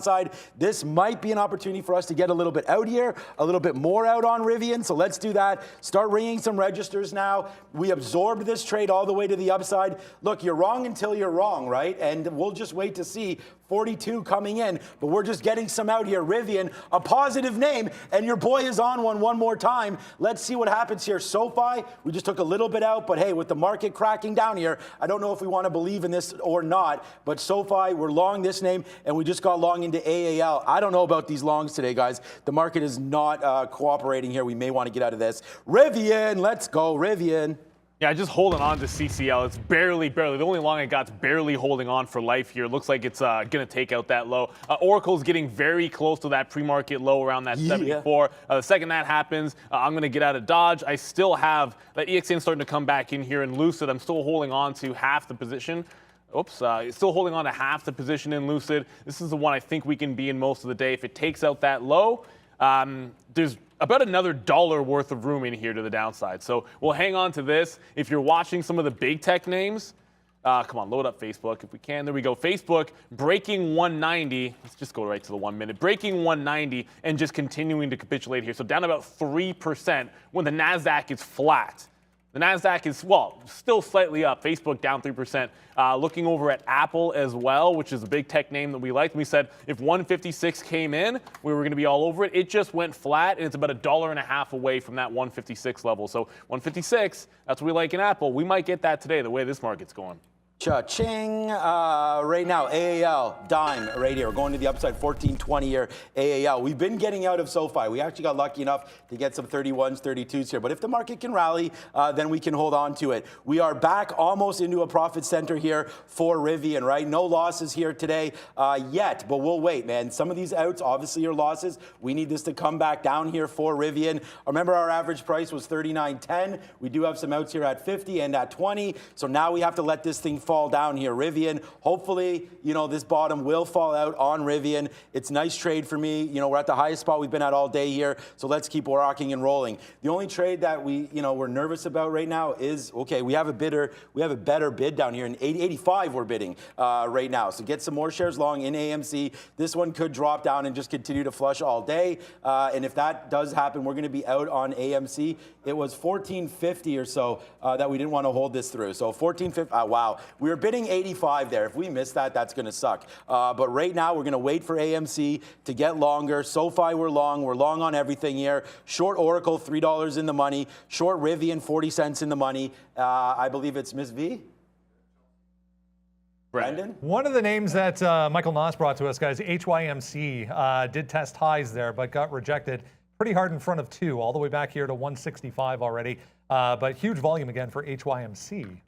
Oh, hell yeah. So GFAI halted to the upside. It just reopened. It got to 123, testing that 125 level. Second ramp it's already made. Anytime a stock does this above $1, the first thing I want to do is at least test a bounce of 1. It already did it one time. So I'm looking for the $1 bounce. If it does flush into that level, it's just, I like defending a buck when it's one of these penny stocks. Well, formerly penny stock. I guess not a penny stock anymore. But we're watching this GFAI. Whoops. And I didn't mean to get in. I'm just going to get out flat. I'm going to get down at that 102 or 103 area to throw a bid down here. Just want to see if it can make a bit of a bounce off this. A lot of times it's been a grid level. I just missed the bid of Oracle. That was a little bit weird. I'm looking up in my chart and saying, why did I not just get filled?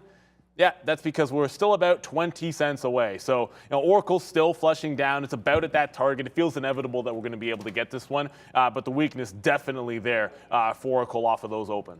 That open. And we missed Rivian by 5 cents there. We were at 51. It went to 56 there on Rivian. But Rivian, yes, great trading happening here. Oracle as well, man. Tank City, AMC. Can you believe that? Again, we were at 85. That went to 86 live on the show. So I can't make this stuff up, to be honest with you. What's up, Brendan? This MGLD, another little one that was up in the pre-market here, just blasted through 5 like it wasn't even there. So huge volume came back in, trying to squeeze again for MGLD. Right. And, you think it's a gold stock, but it's not. AAL, here we go again, man. Baller time again on AAL, man. And this is the thing. Like, if you're watching the sticky note today, couple good calls here, right? What about Oracle? Like, this is the thing. I put my neck out, like, every day on this show, right? And it's like, here's the trade right here, top 77. We're now $2.50 in the money on that trade. Bottom 14 AAL, it's at 14.25. We have that. The only nervous position for me is SoFi, and we're in the money, and we've been making money on that. We're waiting for support there on Microsoft. And then Rivian, we're going to short into 40. It did it go to 40? Yeah, it went to 40 today. And if you were short into that 40 level on Rivian, I mean, we just took some out at 38.70, right? The high of the day was 40.50. So, I mean, so far so good here. We're rocking and rolling, man. This has been a great day. AAL now ripping, guys, 14.30 to the upside. That's going to be a good trade. But there goes Rivian Pop City again, right? So this is why you get some out. And if, as I said, if we're wrong, we're going to be wrong. But now this lets us average in a little bit more. So now we can put an average at 40.50 because we've lessened some of the blow. That is unbelievable that I missed that bid by 4 cents $1 ago. But that's how Rivian's trading. Oracle did the same thing. Yeah, exactly. And this is the problem. AMC did the same. AMC would be a monster. I missed it by 1 penny. How does that even make any sense? But here we go. Rivian to the upside right now. So time to get short on Rivian one more time, guys. So here we go. Over to Brendan quickly. What up? Another one moving, guys. Workhorse, talking about 175 million in offering, it would appear. But yeah, that's happening. So 6.5% straight upside for Workhorse. Okay, so that one wants to go, let it go. Oracle here, not Oracle, CCL, I'll go to Oracle in a quick second. It's now bounced twice just in front of my stop. Like, it's just hanging on by a thread in this falling market, but at least it's managed to hold that level on the 15-minute. I'm still sitting behind $18. I'm going to throw an offer in front of 18 at this point. It's weak enough that you got to take some off and have an anticipated range of not quite what we want it to be. I was mentioning Oracle, just sort of missing that bid 2 seconds ago, or just a couple of minutes ago. I was saying, yeah, we're right on that bid. We're not getting it at 74, and then you see it pop back up. Look, it's still working. It's still in front of that resistance at 77, so there's not much reason to get out. If it bounces off 74 again and it forms a floor, I'll probably just want to jump in front of it. But there is never a reason to have a bid just sitting in front of a shelf like that. If it breaks this, it's probably taking out the low and going further. So either you want in front or you're going to wait for it to go even further behind that level. That's what it's all about. Checking back in on Tesla for you guys. At this point, CCL is the only thing threatening. We're now managing 3 shorts that are all pretty solidly in the money. But Tesla retesting these lows. If you're holding on to something short and you're not seeing what the NASDAQ is doing here at this 13.6 level, incidentally, this is the price range we're at when that headline out of Russia came and spiked the markets up. We're about to take it Tesla's taking lows. A lot of other names are taking those lows. I'm watching Apple. If it breaks the bottom, I'm already sitting in front of 156. If it gets there, we're going to be ready to rock and roll on Apple. But that's the only level I really like it. I'm not adding any longs, man. If CCL breaks, fine. I'm just going to hang on to the shorts, run them to death, and then wonder why I did not get into a firm. All right. Yeah. Wow. It's like every day, man. Every day I'm hustling. Okay. So right now, guys, SoFi downside. That's fine. We did get our AMC. So there we go. We talked about it. It's sitting there at 85. We didn't change it. It comes down and fills us this time. Last time it filled, it touched 85. It went back to 05. So let's see if that happens again. Remember though, this is just a name that kind of caught me off guard today. I liked it. I didn't think this would happen to AMC here today, nor did I really think the market would just look south side. So there's that 1480, and this is really what we were trying to protect. It's already down here. So yeah, ugly. If it breaks through 1450 right down here, actually that's 14. Let's hold this, actually, now that I'm seeing this, let's hold this a little bit more. It's this bottom right there that we're worried about, 1437. So we will take another bid here at 1450 and then use 1437 as our bottom. I mean, we're not like heavily invested into this name yet, but now that I see this, probably worth a shot. I don't think we didn't touch 14 today, that's for sure, but it's showing that we did. I don't think we did, unless that was in the pre-market. Yeah, no, nothing. Yeah, that didn't happen. So okay, so 1450 is the reload, and then that 1440 area, whatever I talked about, that's going to be the drop-off zone here for AMC. Yeah, there it is right there. So 14. Ooh, that's even lower. I don't even know what I'm looking at here. I got to get another chart because there's too many wicks here. I'm going to go back to that 20 period. Yeah, and even just looking at 41 just made a bit of a double top on Rivian, so I try to make a curl trade off this 41 area. I'm going to give it some room for a failed break because now that it's gone this high and it's put in one capitulation, I feel like you've got to give it at least a little bit, trap a few longs up here because some people would have been taking this breakout already through 40.50, through 40.75, just looking at opening range, holds consolidation, tries to break back out. So if there's any trap, then I want to see if we can put like the curl snap trade. At this point, it's not doing what I'm expecting. So I have to jump to what is usually like the counter trend pullback curl trade. So if it pulls a 41, I'll work it back to VWAP. I don't think this is going to be the sit-in all day trade that I was expecting this morning. So got to be able to play it as such. While that's happening and it's showing strength, futures bounced a little bit there off that 13.6 in the NASDAQ. So I was able to get some more out of Lucid. I'm going to hold on to this short, but I'm not going to ignore the fact that the market is trying to make a bit of a bounce here. I made the mistake of maybe missing it out there on Oracle, but I'm not trying to ignore MGLD. There's a lot happening. MGLD, this is a very, very low float name. It just went parabolic into $7 without halting somehow because the stock should go to from $4 to $7 in a matter of 10 to 15 minutes and not halt. That makes a lot of sense. But I'm now looking at this for a potential reversal trade. But I wanted it to get to that pre-market high. Just be very, very careful with these low float names. This now gives you the cover of the high of day or 7, whichever you choose. Ms. V. Hey guys, it's a busy morning so far. I hope you're in a profitable territory, and I remind you, please smash the like button. Guys, we have more than 6,000 people watching and only 1,200 likes. This is unfair. We can do much better. So please go long on the like button, and back to you guys. Yeah, this is definitely unfair. You're 100% right. But thank you guys for watching. I mean, it's really the viewership. And if you can hit the like button, that would be fantastic for us. Okay, we are now officially reloaded here on AMC. So let's wait to see.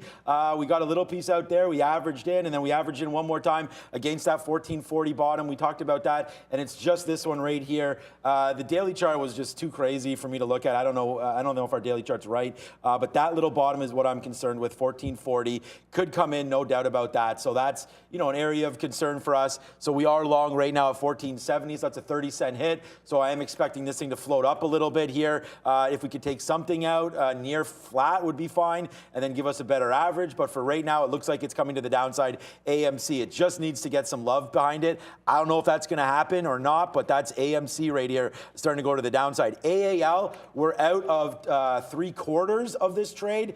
You could see it's bounced off a couple times here at this 1430 area, so a couple times bouncing off there, and we just emptied it out. Like, there's the long. We called that at 1410. We talked about that. Just buy it all the way up. That's what we did, and we got out of 3/4 of that trade there on AAL. SoFi is not really doing anything. We actually got out of half of it right there, waiting for that 9 to come through. So basically, AMC, I mean, I could say Rivian's a worry for me, but it's not, because, you know, my plan is there. It is what it is. I'm either going to lose today on this stock. You know, like yesterday, we did really well on it. Unfortunately, it looks like we'll give it back if it does take out this 42 level. That's really the only thing that I'm worried about, so we're going to wait on that. And then Oracle is $2 in the money, so we'll stone cold chill with that one. AAL is in the money, and then here comes AMC right back to life again. So hopefully this one is manageable for me.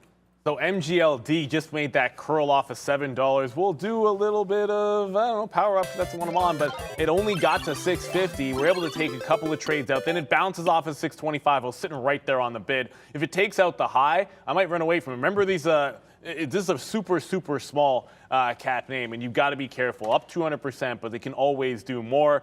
It's concierge technology. It's only been trading for a couple of days if you're having trouble finding it.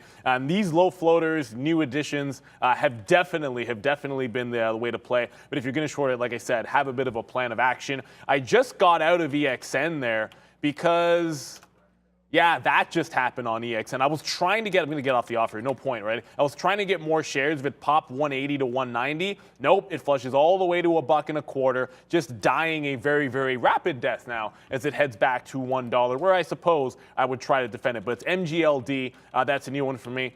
And going to hold on to some for 6 and then some for 550 at VWAP. I did take that curl trade on Rivian up at the top.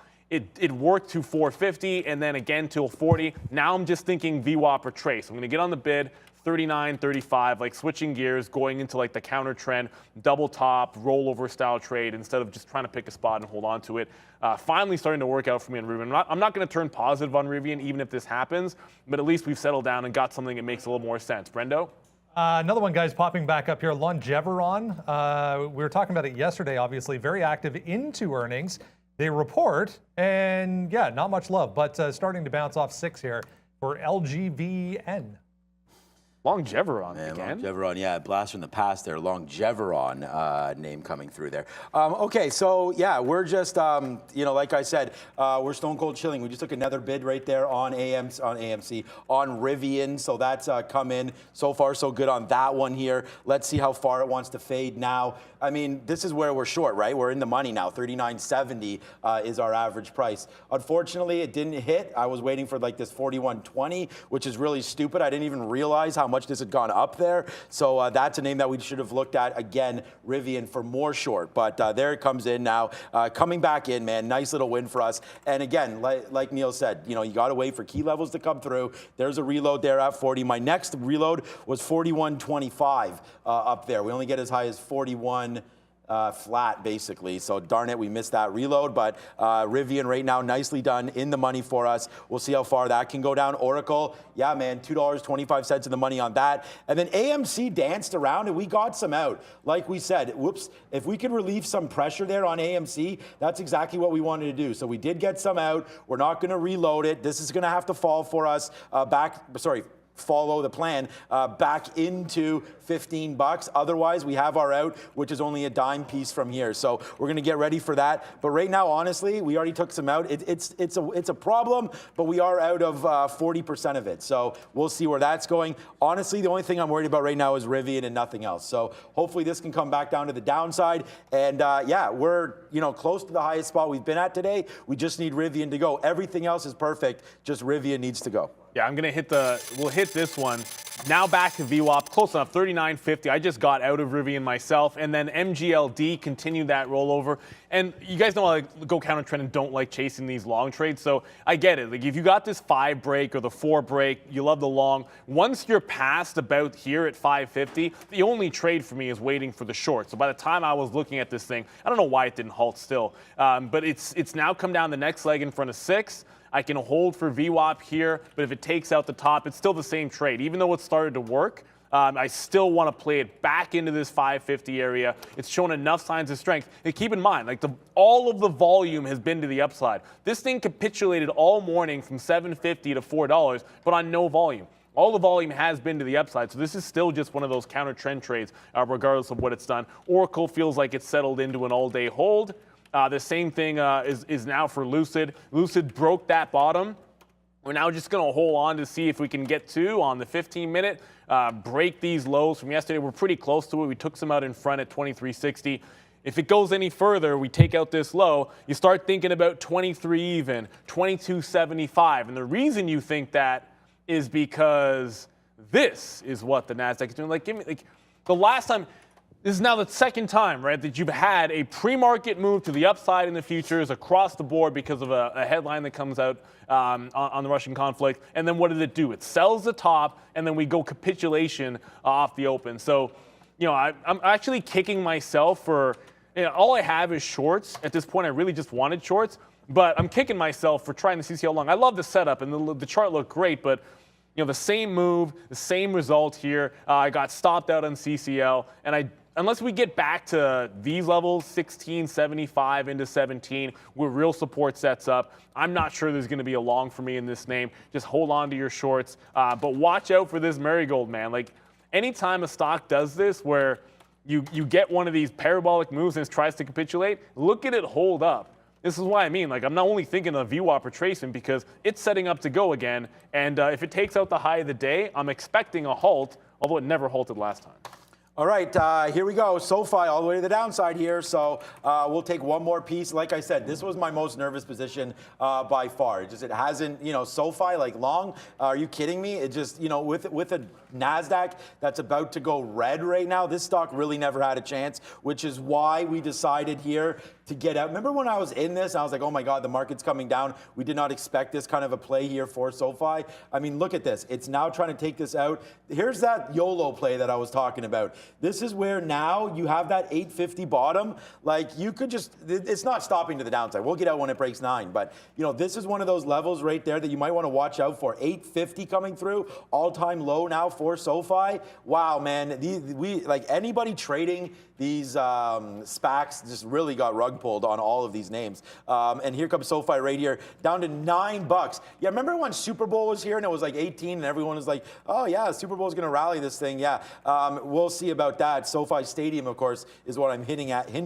Here it comes. It's going to break through $9, guys. This will be a loser, obviously, for us, as SoFi right now looking to take down 9. Once that happens, we get out. A little bit of a resistance there, but hey, that's not enough. It needs to get back up. Maybe we'll get this out if it comes back up to 10 or so, just to relieve the pain, man. SoFi on the downside, but someone who's never, ever down and always a positive attitude.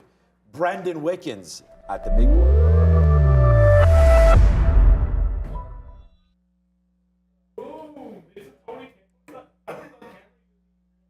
But he does have a positive attitude every single time. It's because you said positive attitude. Yeah. The camera was like, oh shoot, we got to put Tony on. So yeah, there's Tony. He's actually. I get what happened. He's hard focused over there. I have no idea what happened. But Lucas had the camera pointing the wrong way. Nice one, Lucas. So that's the thing, guys. This is what we are live right now, and that can happen. That can happen. So thank you, Lucas. Let us know when we are ready to rock and roll. They'll just adjust that screen, and then we'll go back. I'm with Neil. Okay, there goes SoFi back up to 09s. So again, we will take out a little bit of pressure there because honestly, like that was very. I mean, not very close. That was at $9. So, I mean, to wait for that long should have been probably better. But hey, we'll take the 910, and now we'll wait for this level here, 920, 922. We did relieve pressure there on SoFi. We are basically flat on the name now, but more to come here. Let's go, Rivian. Rivian right now, Crash City. Let's see if it can hit this. We're right back to VWAP right now, 39.27. I got to put something on the bid right now to get out. There it is. We are taking some relief out of this one. Rivian, yes, we're positive on Rivian today, guys. Let's go Rivian to the downside. Here we go. As Randy would say, here we go, Rivian. Finally starting to crack a little bit lower. We need to take some more out. But as I can't talk any faster, we will throw it over now to the big screen with Mr. Wickens. Try this again. Here we go. North American markets, guys. Yeah, NASDAQ, the first one to go red here on the day. There was movement into the Dow. That's an important point this morning. Some safety plays coming into play. So back to the upside for the Dow. Now a full percent. The S&P 0.3 still in positive territory, but everything, yeah. moving to, that's not the right button, everything moving to the wrong direction. It's one of those days, guys. I was going to talk about a few names we were discussing in the pre-market, but yeah, everything basically opening and just straight to the downside with the overall market. Guys, back over to you.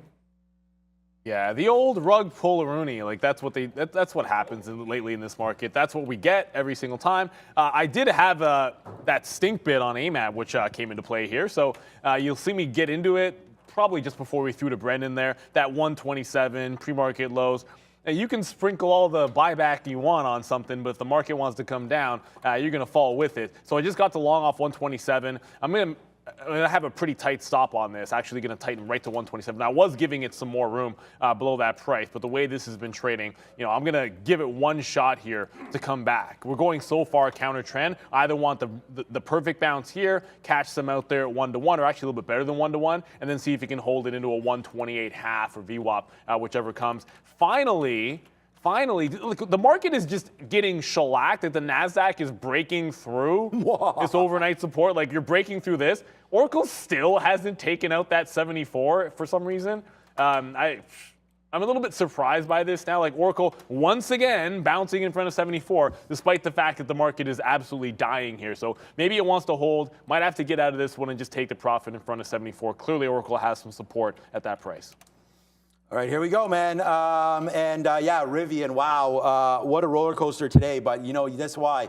Sometimes you stick there, you stick to your guns, and now Rivian. I mean, Oracle's going to be my #1 stock, but I still think Rivian can go even further than this. So I don't have any bids until low 38s here on Rivian. So actually, I don't even have a bid. Let me put one at 38.20 or so down to the downside. It's a nice trade. It's in the money for us, but we're going to try to see if we are going to be right on this name, and it will take out, I don't know about take out these levels, but at least come back into 38. We just got a 38.70 bid there. Look where we're short, guys, 40.01s. And remember, it's average prices, right? And so it doesn't, we try to get this fixed. That's why we don't show it. And that's why I said, if you want to know if we're positive or negative on a name, you can ask us, because these average prices don't give you a true read on what we're actually short in here. So Rivian, I'll tell you, we are positive on the name today with position pending. So we're holding it. So unrealized, that's called.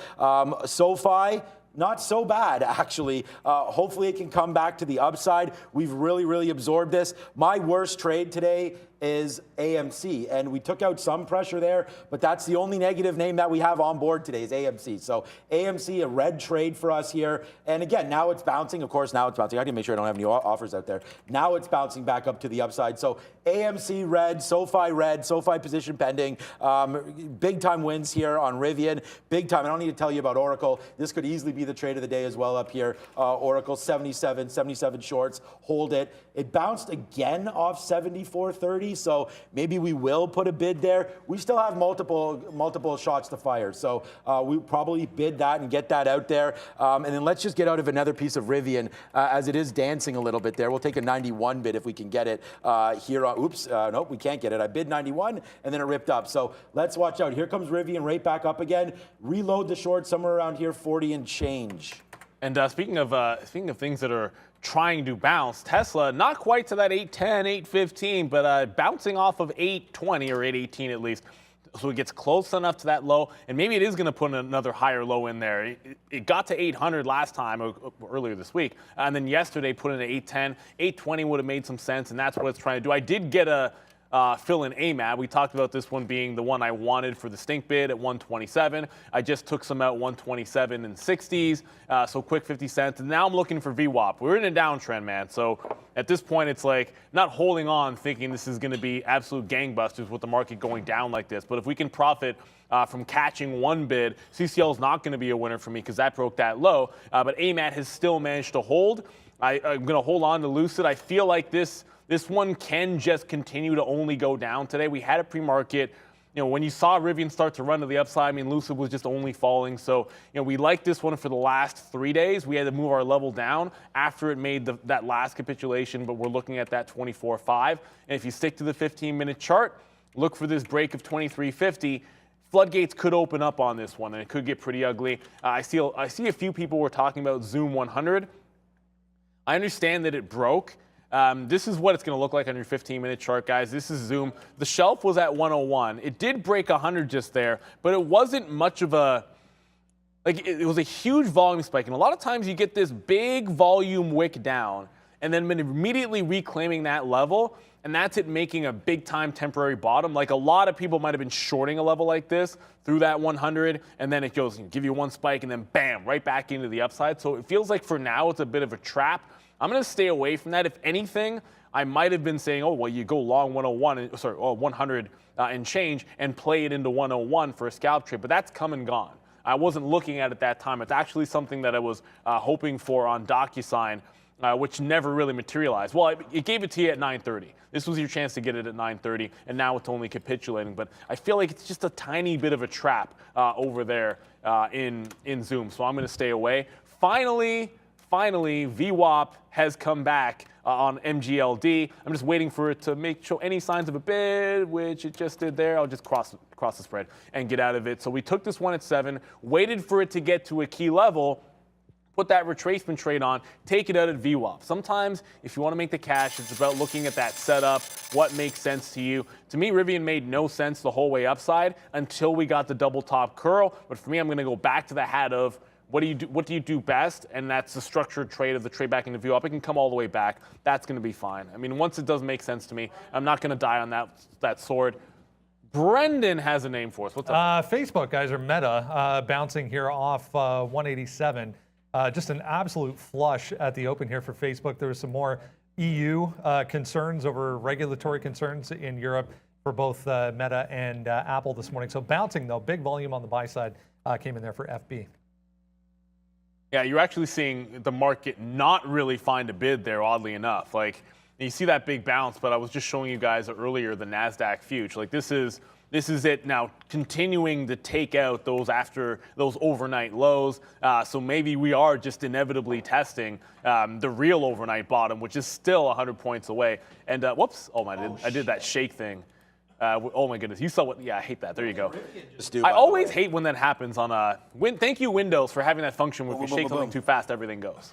Wow, Rivian, what just happened? We come back to a, yeah, buddy, right now. Look at Rivian, Rip City. Look at Mr. Softy, Rip City as well. We get that Microsoft long exactly where we want it. So let's just come back and start ringing the registers, man. Bang. This is what happens, man. When you have your orders properly listed here and you have the trades through, man, this is what you're doing. You're taking trades, you're believing in them, and that's what Rivian's doing, man. Number 1, right there, Rivian to the downside. Let's keep on going, man. We're motoring on this. Microsoft, we get our 285 bid right here. Let's talk about Softy.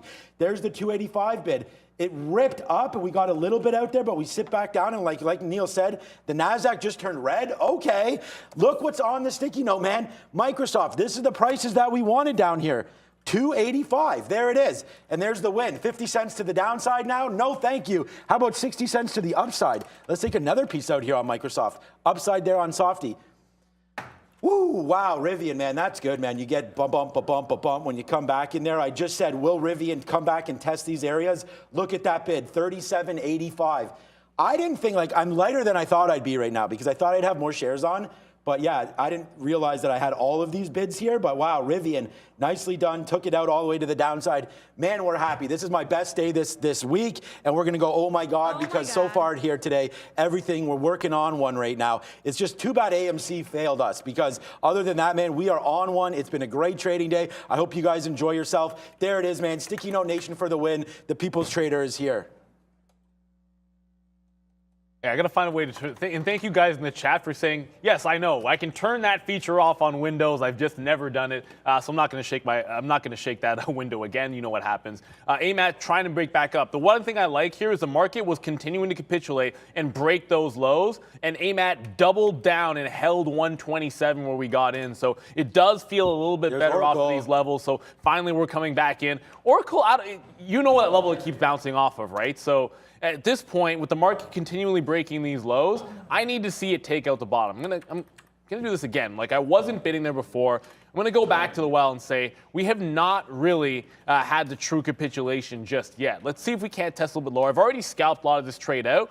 If it cannot break 74 this time, I'll put a trailing stop and try to get it out somewhere in the 74, 75 range. But let's give it one more shake to see if it can continue to flush down. And I feel the same way about the Lucid trade, except there's no trail on Lucid.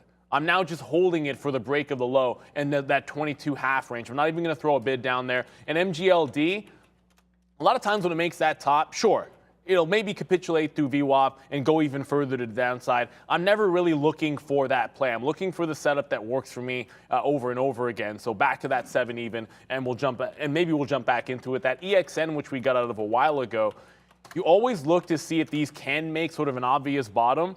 This was only $1.25. It closed at 98 cents. If this makes another leg down, this is a stock for just okay, long in front of 1 and just see what can happen, because obviously it's a psychological level for any kind of penny stock. But if you look at it on the daily chart, here's your breakdown at $1. Here's a consolidation break. If this thing gets back to $1, it is going to be a long, at least one time through. But for now, it looks like it bounced off $1.25. We got it at 25, thankfully.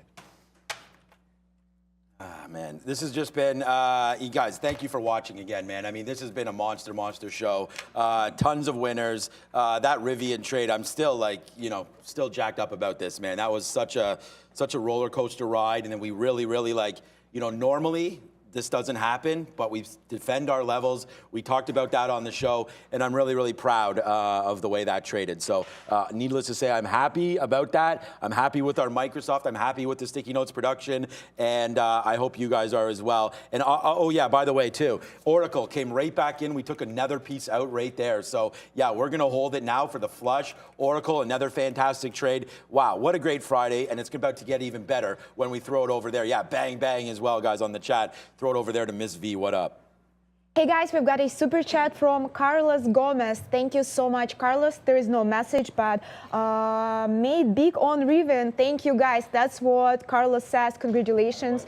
Great job on Rivian. Carlos, guys, President Biden is supposed to speak in 1 minute. So I wish you all the luck. And please make sure you like this video. Good news, just 200 more likes to get to 2,000 of them. Back to you guys. I don't know if that's CNBC behind us or not. Whoops. To Brendan? What up, Brendan?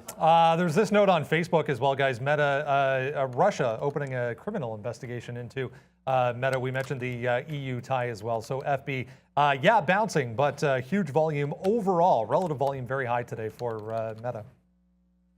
Yeah, I mean, Meta's all. We showed how it was like 3% down when the NASDAQ was basically flat on the day. The NASDAQ's now down 1/3%, so it continues to be weak. This is a test that we're looking for at this point on Oracle. You had that 74 bottom. It's now trying to hold it one more time. This is in the context of the market just continuously falling, right? So it's trying to hold it. If it makes the break, this then becomes like a hold it pretty much all day long if you can. If it holds this bottom here again, I'm going to look to get out here somewhere in that chop. I like Lucid a little bit better for the hold all day long, just given how weak it is. Tesla has now broken through that 820 definitively. It's on its way down to that 810 level. But really, I don't know if there's anything crazier than the action that we've seen in Meta, like all the way down to a 186. Back to 190 and rolling back over again. This has been an absolute roller coaster. Apple, on the other hand, I was trying to get 156. I thought in that last push down in the market it would have a chance. It's now double bottomed at 157. Thank you. 2,000 likes already, 10:15. We're well on the way. Brad said something about 4,000 or 33,000 yesterday. We'll have to check back in and see what that was. Rivian. They love the Rivian. Thank you guys for that. Thank you for Oracle. Neil's got the Oracle. We've got the Oracle on board as well. And the Oracle of Omaha, Warren Buffett, liking Coke stock. There goes Clover right now. We have a bid here. We got 10s. Honestly, man, we took some out at 12 there. And that I didn't mean to take any out at 11. So we did take that. I was offering 12s again, but I offered 11s. And then it ripped through me and stopped. So now we'll wait. We're just going to try to hold Clover as, till that 3. But I think it's actually... let me know if we're calling for anybody, because I don't know if I missed that. Okay, so Clover, we're going to look at 3, but it's more like 280, 290, and that's what I mean. I'll look at that when we get back from Brendo. Somebody was asking about this. We mentioned it late in the day yesterday, guys. WeWork reported as well. No volume here, so not sure what the interest is, but WeWork on earnings higher for WeWork. Did you say WeWork's up? Good for them. Good for you, WeWork. Yeah, great investment. SoftBank wrote down $40 billion on that. So, by the way, remember DD? Nope. Yeah, DD's down a little bit, like tiny bit. 33% now as it approaches $2. Oh, yeah. Remember that was 3 in the pre-market? I know. Yeah, we talked about. Oops. I like the 3 long break. It would have been a good short.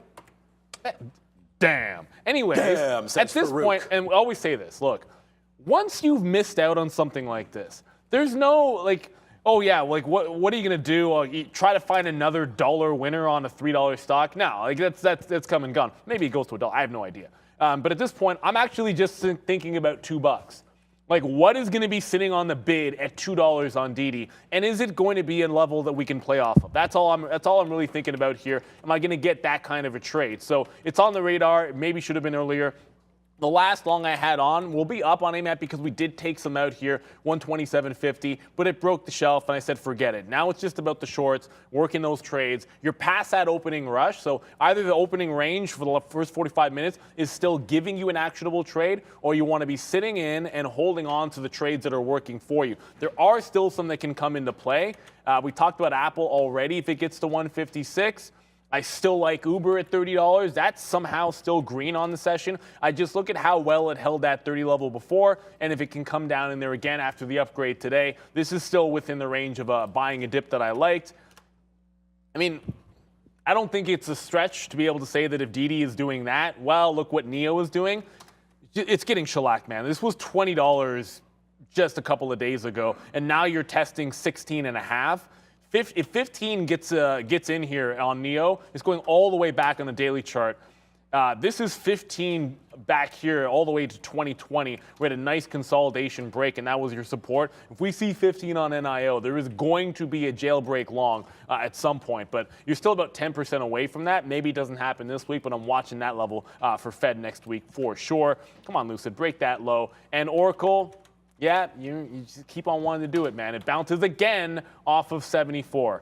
At this point, it's getting a little bit ridiculous here. Should have reloaded at 75.50, didn't. Maybe you have a chance to get that price back again, guys. But MGLD, I know it just continues to fall. You can hold on to these sometimes, and maybe I should have, but you have to understand how strong it was counter trend to this point, right? Like, yes, it capitulates here, but all of this buy volume, given the low float, if it makes a breakout from this point, it could easily be at $10. And that's almost like flipping a coin. I would rather take profit and run away from something like this than always assume that you've got it by the you-know-what and you've got the best trade in the world. No, I'm just going to take the win for the setup that works for me. I'm not looking for a long, by the way, off of $5. I don't care what it did here before. Once it capitulates twice, I'm only looking short on the stock for the rest of the day. But the only level I can play off of is 7 even right now, so it would have to make one heck of a move to come back to me. We're just going to give SoFi. So we did, this is again, so this is going to be the other negative stock. AMC and SoFi today, negative stocks. It is what it is. Well, maybe not. It's bouncing off. Okay, SoFi, I see you. We took a long at 9. We're waiting for 8.95 to break, and then we're gone on SoFi. But look, how does this one taste, everybody, for Rivian today? I mean, thank you so much for all the love on the chat. And this is what it's all about, man. This, for me anyways, today, perfect. I mean, I wish we would have held it all to the bottom, and then we'd really be doing these backflips. But it's been a good day for us. We'll do flosses instead because that's more like something that we can most likely do. And we're going to hold out. We'll take one more bid down here, like 37 flat on Rivian. But right now, we're $3 in the money on Rivian. We're $2.50 in the money on Oracle. That's why I took that out there. I was hoping, we're both hoping that 74 breaks there, but it did hold again. So I took a 74.30 there out. So we'll see if that's going to be coming in or not. SoFi, nice little bounce a little bit anyways. We had that wick bottom. Oh, someone on Prad's show mentioned, what do you mean by these wick bottoms? Well, there's a couple right here. So maybe I can zoom in here. Can you guys see this? I think you can. So there it is. So big move down, right? Followed by big red candle. And then you have that bottom wick. This is why we've changed our bids down here to 95. Because it already went to 99, said no thank you, and then I'm going to say ripped, but went back up there a couple percentage points anyways, right? 10 cents there on $9 to the upside there. So 1% back up. Nice move back up to the upside before continuing, where we started to get some out, right? 913, 914's there. Then it tanks back down again. Then you have not the same candle, but another wick bottom there, this time lower at 98. Okay, so you could have gotten using this as your out, but I'm not going to use a 99 out. ever pretty much. So that's not going to be it. We're going to dip it down a little bit more, but there's the rally off the wick bottom. So we took the long again at 901 there to give us an average price of 05. So right now we're back. I said like SoFi would be red, but it looks like it might not, especially if we go above this 10 area. So that's where, yeah, I got it there, Randy. That's why we're going upside here. 910, 911, 912, maybe the top. And before I get in trouble from Randy, let's go over there to the big screen with the man in the brown vest. It's Mr. Brendan Wickens. We're throwing guys on Biden. President Biden supposed to speak at 10:15. Shocking no one. He's obviously late for that speech as per normal. All he's going to say, it sounds like, is that he's going to remove Russia from the preferred trade partner list. So that was already kind of known. So heads up on that. EXEN, I mentioned at the open here, I said 2. It gets as high as 175. I mean, gave you an entry there at 175. I had offers higher, but never got hit, obviously. So a little trade down to 130 on that EXEN. CLSD was the other one. 2 was a big level, and then 240, I said, as well above that. But gets up to 2, and then we're working our way back down through 175, 170 right now. But decent volume on both EXN and CLSD. Guys, back to you. I want to shout out Lance Dudley here saying, hey, markets are red, but fear indicators are flat. So, this is a great point because I'd made the shift and been looking at oil a heck of a lot more, but you can see it, like we're heading towards this 13.5 bottom on the NASDAQ. Hopefully you can see that with my black chart over there. And then this is what the UVXY, now I look at UVXY, that's what we have in our system. You can look at the actual VIX if you like, but they're going to be pretty much the same levels and chart. It's all semantics at that point. You're actually getting a sort of consolidation off those highs. You're not retesting the high. If anything, you're consolidating lower on a pullback here today. So I think that makes it pretty interesting that you could make a compelling case. We're trying to make a bit of a bottom. I wish I could say that Apple was at that 70 or 56 level that I really like. It's not quite there. I got out of AMAT, but it makes me a little bit concerned about that Oracle, which I just typed wrong. So ORCL, last I checked. Which is still trying to test that low. It just cannot seem to break. And if we are making a bit of a bottom and the VIX breaks lower, then yeah, I'm going to have to consider getting out of that Oracle trade because it means it won't be working. If we cannot make another leg down, I don't see how Oracle makes another flush. It is down 3%. And look, historically, that's a pretty good move for Oracle. And it's worth mentioning. It's already made a double capitulation bottom at 70 on the daily chart, right? If you include what happened in the post market. So really, even if it took out that 74, like you're just shooting for another buck here at 73 in my estimation, and maybe 74 is all you're going to be able to get is what I'm saying. And I keep staring at it, liking Lucid a little bit better, watch the VIX not continue to rise, and see the market flush, and it's like, why am I not just getting out of Oracle? All that lines up to me getting out of Oracle. Maybe I'm wrong about this, but I'm just going to take this one out. Everything's lining up that it doesn't feel like this one is as relatively weak as I thought it was going to be, but a win is a win, and no one ever went broke taking profit. Yep, nope. And I'm hoping nobody goes broke following the sticky note. Please, guys, go over to this trading, to the trading Twitter, and follow at TraderTV. Sean, I'll put the link in right there. Look at Microsoft. Tons of support down here. Let's try the long 285, right? I mean, there it is. It came back in one more time, and there it is right there, 285 long. It just came in, and I should have pushed it. I just wasn't looking, and then all of a sudden we got this fill. So another win here for Microsoft off that bottom, off the sticky note bottoms, and here we go. Now it's really starting to escalate to the upside, man. Yes, sir. I'm holding on to that Oracle here, and the reason why is because we're flat. I mean, we have a very, very small position.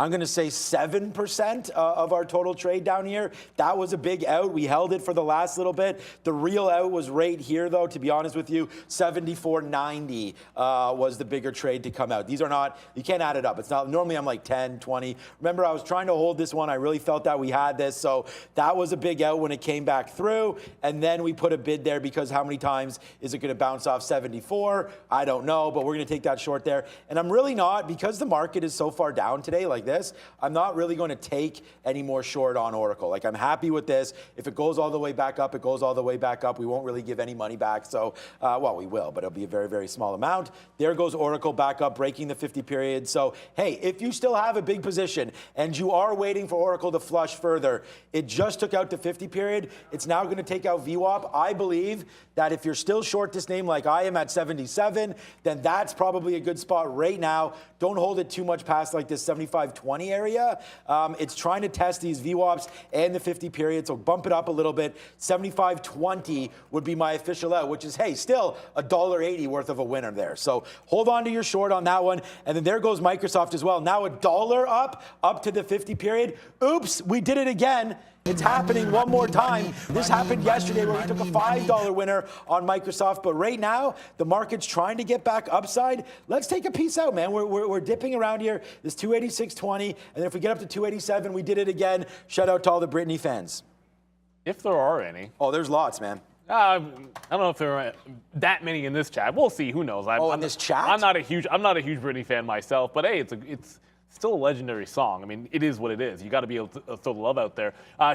Trader formerly known as Jude Fernando, bit of a mouthful. We mentioned Zoom before, and I felt like it was a little bit of a trap, but you're absolutely right. Like, it's now made a double bottom, testing 99.5 again. So a couple of times back and forth off that 100 level. At least now, if you take the trade, and I'm looking at the, VIX starting to pull back a little bit as well. That's a good sign. Market trying to make that bottom. Yeah, now all of a sudden you've made that double bottom. A little bit of a better consolidation here. That if you long off that 100, and there's someone thinking along those same lines, I just saw them on the bid at 100 and looks like 35 in there. Sticking like 5,000 shares on the bid there, oddly enough. If you get anything around that 100, you have support down at 99.5, clear to find stop out area. I wouldn't play the breakout, which would be sort of sticking a 101 breakout bid. Not a huge fan of that with the market being as weak as it is. And then you're stretching a little bit too far away from that support level. So I'd rather get it at a price I like in front of 100. Know that I'm risking less than $1.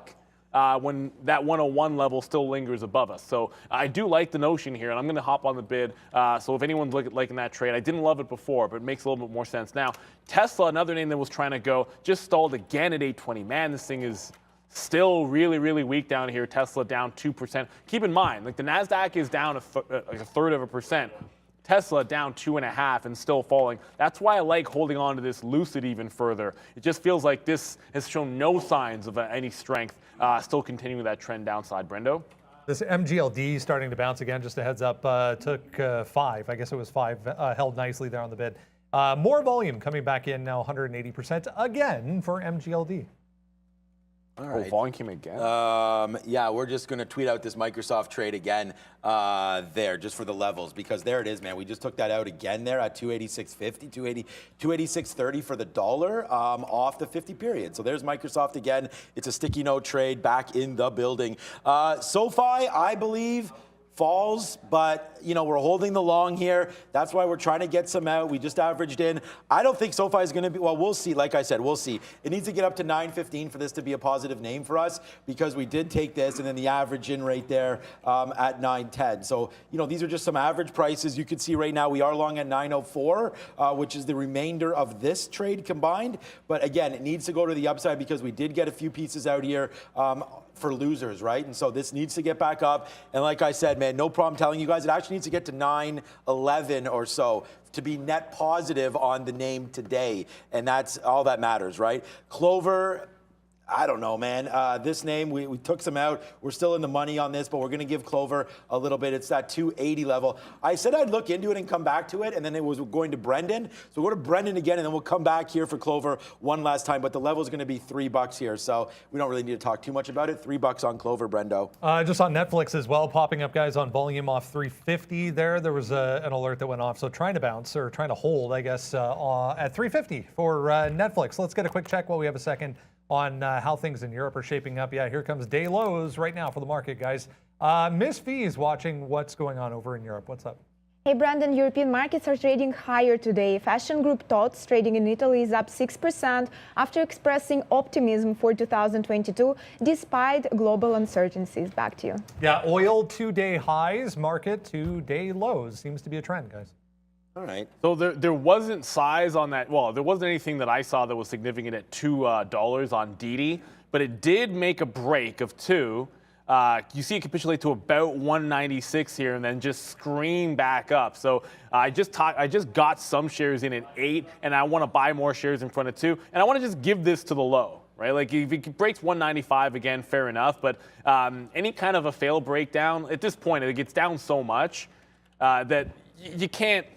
You know, I would have loved to say that I had this thing, or you got this on any of these great shorting opportunities, 250 or 235. Once that's come and gone, now all I can say is, okay, is there a bit of a fail breakdown at 2 even, and then I can go long in front of it. So I want an average price of about 3s or 4s. You're going to risk about 10 cents when you think about slippage, because even on a 96 break, it's the current low of the day. The stock being, despite the fact it's a $2 stock, you might get slipped a couple of cents here, just given how violent it's been to the downside. It's obviously short sale restricted, which does make it harder for shorts to hit the bid down here, but I don't think that's going to be too much of an impetus for this to continue to fall. Of course, the news being that their Hong Kong listing going to be delayed there. So I'll get one more leg in, looking for a 102s. My stop out is the current low of the day, which is 196 on DT.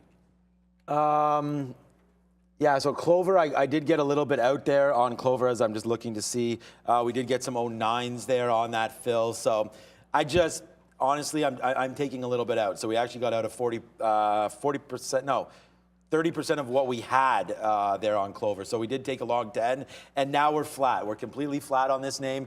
We still have shares, but we have about half left on what we did have. No, less than half. We're talking about like 40% left. We got out of 30% there and 30% there, so roughly. So I just, with this NASDAQ pushing lower, if the NASDAQ bumps up, then yeah, we're going to hold. I don't even have, my offers on Clover are up here, 15, 16, 17, 18, 19. So I think we can rally. It's just AMC's been the only disappointing stock for me today, and it's just like I'd rather look at the names that I'm really trading quite well. Oracle, Microsoft, Rivian, even SoFi, we're holding on to that. AAL has come back in, but again, I didn't even notice this because we're light on this name. As you could see, a lot of outs here. It did touch that VWAP and then came right back in, but AAL right now defending that 14 level that we talked about. This is going to be worth a long into this 13.95. So didn't even notice this. Microsoft, the dollar winner, so we're going to go money on that one. But right now, let's go long here on a AAL, and if we can get an 03 bid, then that's great. We'll take it. Maybe we have to punch 04s and take that long, but so far, we'll wait to see what's happening there. Rivian coming right back in. We do have, where's my bid, man? My bid's at 61. So let's see if Rivian can come in. We just printed 71s here, and why we're going to get this out, it went all the way up. Look, normally, I'd be shorting right here. I'd be shorting this 38.50, but it's too violent. I'm not going to really respect this 50 period today. It hasn't been, I mean, it was great down here on the break up, I guess. And then there it was good on the way down. Come on, give me this. We're at 61.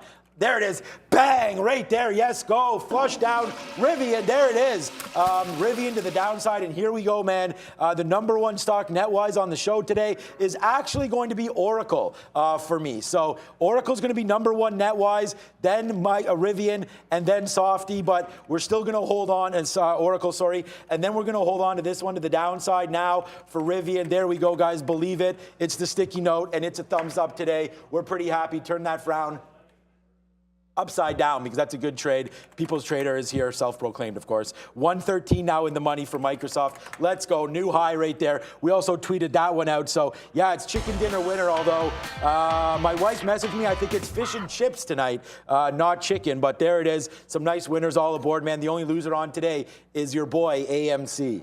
So I think you guys all know, probably, if you're paying attention, that the president is speaking on Russia. There are some headlines coming through. We'll get them to you as they happened. There could be, by the way, some new EU sanctions over the weekend is one of the headlines that's been dropped. The VIX just spiked back up again, and then the market's retesting those lows. I've now got a bid on Lucid. It's going to be down just below that 23. I just look at what happened last time it broke 23. I mean, it ran away from a capitulation breakdown and then screamed up. So I want to be on that bid just in case the same thing happens again. I got that Zoom trade to the long side. So I said don't favor the 101 break. It never made the break anyways, but it gave us that long in front of 100. I'll add one time in front of 99.50 if I get down there so that I can scalp a bit out. Otherwise, I'm now looking to hold this through a breakout and take it somewhere out in that 102 range there. So zoom to the long. The DD trade, I'm not endorsing DD by any stretch of the imagination. Like I don't believe in the stock. I don't think anything good about it. But when it comes down this far, sometimes the only thing set up is a long trade. And now a long trade is set up for me. It made a capitulation at $2. You see the volume spike. A lot of times you need that gigantic 2x volume spike. Whoops, you can't even see it there. I'll do this so you guys can actually see it come up. Yeah, 2x volume spike on the day at the low through that break, and then it consolidates higher. That's a long almost every single time, so we grab the long. I'm going to get some out, 15s, 20s, 25s, all the way to VWAP. This is not thinking that DD is some great stock that's going to be going up forever here. Just that kind of a setup's going to be there. That's the definition of a wick-off bottom if I've ever seen one on DD Global. Hey guys, what's up? We're just chilling out. Yeah, that's the SoFi wick-off bottom is another great example there. I don't know if it's going to work, but we will wait to see that. And yeah, we're stone cold chilling. What's up, guys? Look at this AAL trade. I mean, go to my chart if you want. We just loaded that up right there, and we're just taking cash. We're just really stone cold right here. We're chilling out. There's still lots. I mean, there it is, another. We just talked profit on something else there. What was that? Oh, AAL goes through now up to 13s. Like we just put this on for you 2 seconds ago. A nice little win to the upside on this. Still falling. Rivian, good out there on Rivian. Let's have a look. There's the out. Now we're holding the smallest part of Rivian that we've held all day. Now Clover back, trying to make new highs here. Not new highs, but my newest high. Trying to take out the 50 period. This is why we're chilling.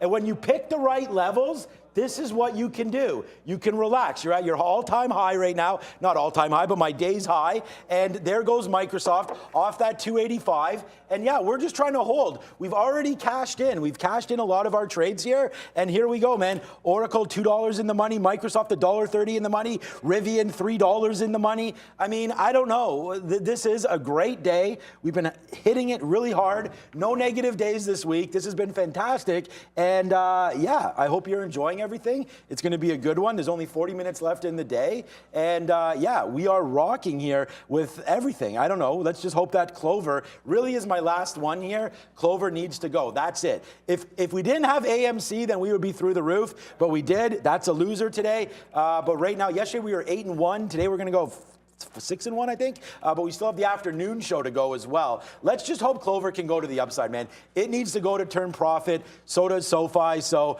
let's not count our chickens before they hatch. That's for sure.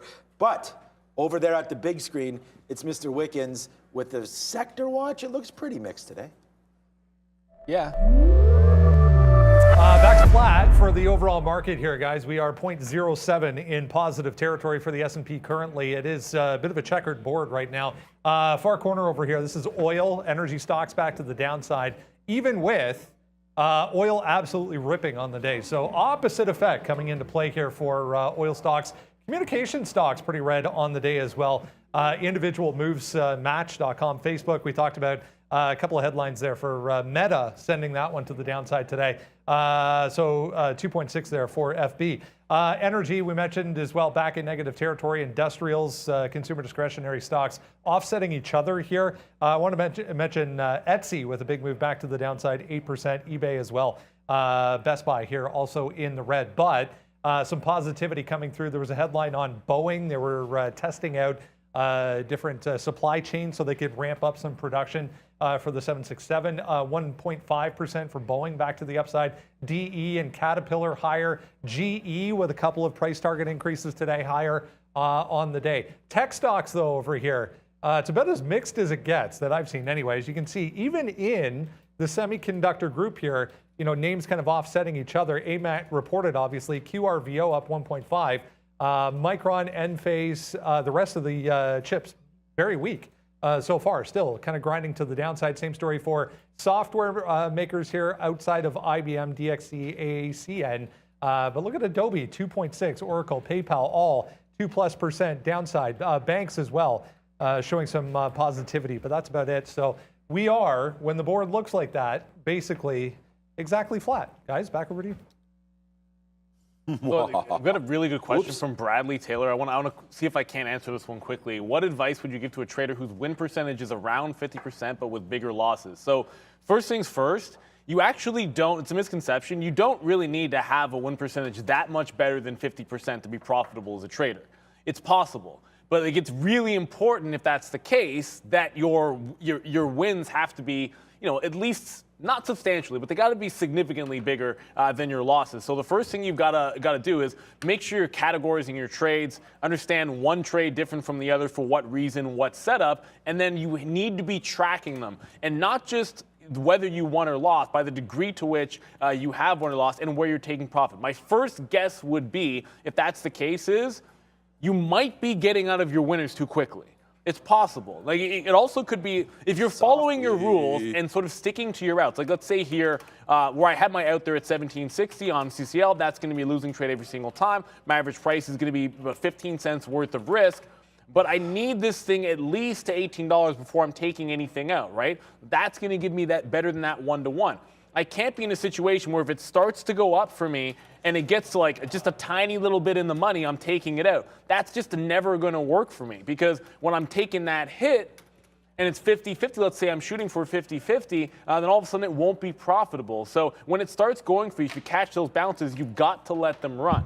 And that goes to like AMAT, where like I could have taken it all out at that 128 level and said, okay, fine, now I'm not losing anything on the way back in. But if I don't give it room to run, then the risk to reward isn't what I'm setting it up to be. So my first thought is, if you are adhering to your stops, you're not breaking your rules, you're getting out where you say you should based on your setups, then maybe you need to try to scale out, but take a little bit more profit when things start to work for you. Hold it a little bit longer. That can be an adjustment. Maybe if you're going 2 outs, start taking 3 or 4 outs and hold that last a little bit longer. I tell traders on the floor, just have a rule where you hold on to 10% no matter what. Like, no matter what happens. And on breakout trades, I've even said to people, if you have like a 500 share default, just change your default to like 400 shares or something smaller, so that even if you feel that impulse to get out and you hit that key to take profit, you'll still be left with something on there. That's my gut read there. I don't have enough information to give you a better answer. I hope it helps, Bradley. All right. Or you just have money trades, but no, you have to hold something, and I'm doing exactly what Neil said right there. Holding something $2 now, $3 now in the money. Like, it went up to 288 there, Microsoft. So like, there's the thing, right? And again, you find your levels and you go, but it's going to be very, very hard to be positive, like Neil mentioned, if you're just at 50%. Plus, we always tend to hold our losers more than we hold our winners. I know that's true for me, and it's something that I'm trying to get better at. But today, it's also, solves the problem when you go 6-1 as well, right? Brendan over there at the big screen, or Miss V, one of the two, I believe it's throw to time. What's up? I saw a couple people mentioning Zila, XELA, former squeeze candidate, former runner. This was an earnings name, had a decent, I can't believe this thing's 65 cents again. After, if you go back to last year, we got up to $8, $9, $10 on XELA. So earnings for XELA, guys, not good. Oh, Zila reported? That made a run to like 90-something cents the other day. I should have checked back to see if it got to $1, because that's always a good stock when it gets to $1, man. I don't care. Whichever direction you want to play it, it's a good stock in either direction.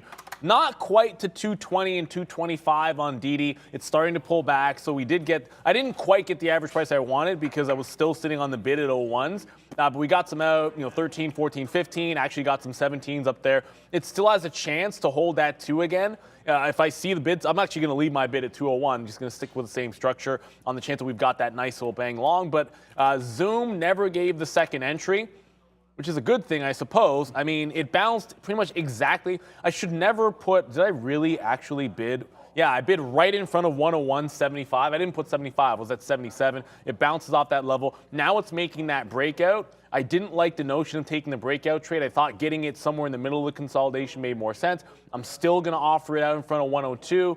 I think that's where the risk reward makes some sense. We're still, look at us on the market, right? We're holding those lows. If anything, and you got some longs that are working, I'd hate to see that little minor bounce get rejected, take out the lows again, and I have no chance to get some profit. So we're above VWAP. If the market makes any kind of a bounce, I think we can take it out on Zoom. It wasn't something that was on the radar for a dip buy, outside of it's set up at that 100 level after the fact. Now, what did set up this morning, and this is not to just immediately throw out what's going to be my frustrating trade of the day.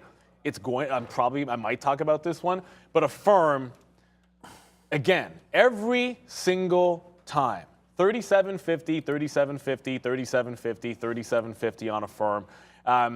Look, it breaks away from that level. We short off that level a couple of days in a row. I mean, every single day this week, what has it done at that price? Even if it's super strong, it just rejected it time and time again. It does it again today, and now we're headed potentially down towards a 31.5 bottom. If the market cracks and a firm tests this low, it could get really ugly really fast for this. I mean, it's already down $4, but when you have a good level, trade it every single day. That's the thing I want to get to. Like, I know I've traded a firm probably 8 days out of every 10 this year, but today I didn't, and that's just a humongous mistake. So, the rollover happened. It's kind of ugly that I'm not in it, but you got to do what you got to do. And sometimes it's admit the mistake of not getting to the stock.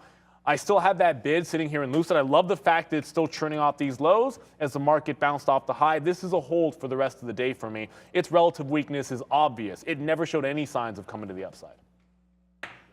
All right, we're getting ready to wrap up the show, man. Trader Pratt and Miss V getting ready for the midday show. Hit the like button if you can. I mean, we are just cruising today right now, man. AAL was some good outs right there. 14.12 there out on AAL. So we'll let this sort of cruise to the upside here. Again, on our sticky note, and that's the thing, right? You got to have your resources. Make sure you watch our watch list on tradertv.live every single day. Check out the sticky note at TraderTV Sean for some of that. So we'll wait to see here. Let's go, guys. Let's just keep on killing this market day after day. So, if you're not enjoying the show, cool, but I think that this has been a great one here today. So hit the like, hit the share, and let's rock and roll. DraftKings down again. We'll look at a new name now. I mean, I'm in the same positions. I could just keep talking about them. SoFi to the upside right now. Let's go. We talked about defending that. There's two beautiful wick bottoms there. We talked about those. Now we'll wait to see if it goes to the upside, and we're rocking. Here we go right now. Let's just go and floss this one's off again here. Clover to the upside right now. SoFi to the upside. Rivian, I'm just letting this go. That was my last out right there. We're holding, like I said, the most embarrassing amount of shares that we possibly could to the short side. And the only mistake, Rivian's gonna be my most frustrating stock as well, because I said short into 40 and really didn't have enough. Like, we should have kept some of these back to 40, and then we really would have been cruising. But still, man, Rivian number 1 today, Oracle number 2, Microsoft number 3 for the profitability on the show, guys.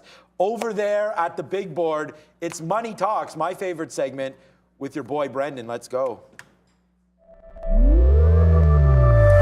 Bigger movements again today, guys, for currencies. I went into an hourly chart for the dollar, US dollar DXY back to the upside as President Biden was speaking there, announcing a few more things as far as moves against Russia. So here we go, back to this 98, 99 area, or 98.5 to 99. We had a big move down at the end of the day yesterday, and now we're basically right back to where we were, so up 0.3. The euro the same, back to the downside. Canadian dollar has been very volatile over the past couple of days as well, kind of moving against what it typically does, so 0.5% back higher on some positive data for our country. 78.72 for the CAD once again. These two positive again today on the increase in volatility. Same story for Australia and New Zealand down here, back to the downside with US stronger. The Russian ruble, it did try to go higher for the third day in a row, but rolling over now with that moving DXY back higher on strength. And cryptocurrencies, guys, have gone red once again, but better than where we were, I guess, about a couple of hours ago for Bitcoin. Back over to you. I can only imagine being like a ruble trader. And the thing about like any trade out there, there's somebody who like that's their jam, right? Like there is definitely like some Forex trader who all they ever did all their life was like probably trade rubles. And it's like this last little bit's either been the retirement or retirement for them. That's one way of thinking about it. But market making a bouncer. Oracle back to the 77 level. I'm going back to that well. Forget about it, man. 77 was a good top. If it's going to try to test it here again, I'll play one more shot at it, but we'll see what happens. Obviously, it was relatively strong down here. We're talking about this as the market continued to flush. It's weakness, weakness, weakness, and it held that 74. So somebody really liked the opportunity there. I'm on the offer basically around the same top that we got it before.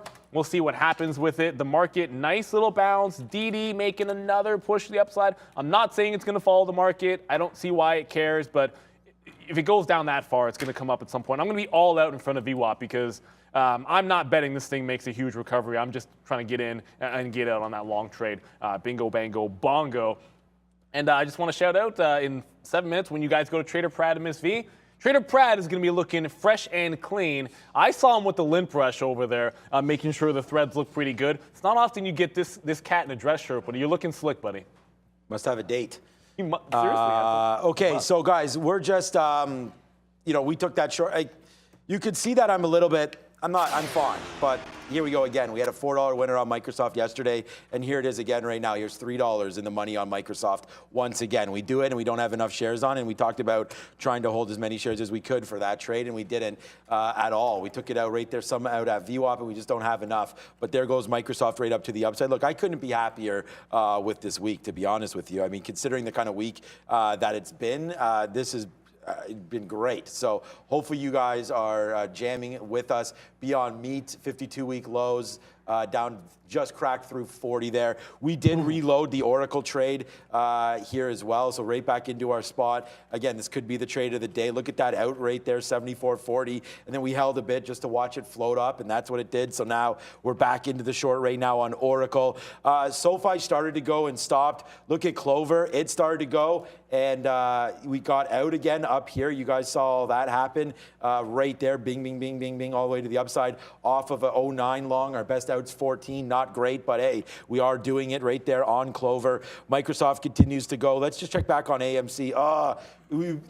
Again, we hold it, we're in the money, but the only losing stock for me today is AMC, and that is going to be what it is, and nothing I can do. That's a loser right there for me, AMC. Rivian's been pretty sweet, that's for sure. And then AAL, again, in, out, right there. Look at these outs. It just ripped. Like we just took this right for you guys, 14.02. Sure, it's not a huge win, but all we're really doing right now is stacking on stacks, stacks on stacks on stacks on stacks. That's what we do, man. That's how we're rolling. And yeah, today's been a great day. Thank you for all the positive comments on the chat. We love it, and that's why we're here every single day. You'll be missing your man. I was about to say, I'm like, I won't be here on Monday. So there's a thing in I don't know if it's in the States, in Canada called March break. School is off for a week, so going up north to the in-laws. Hopefully, fingers crossed, it will be good enough weather to start maple syrup season. So I might be putting in some work as they have like a ton of maple trees, so we actually get free syrup, but you have to put in some work for the week. But I am back. I would be back on Tuesday. I was only planning on taking a 3-day weekend, except for the fact that I've got my civic duty for jury selection on Tuesday, so we'll see how that goes. But I should be back on Wednesday, hopefully. I got 2 new positions on before we get out of here. One of them, you guys know, Oracle off that high. But the other, remember GFAI?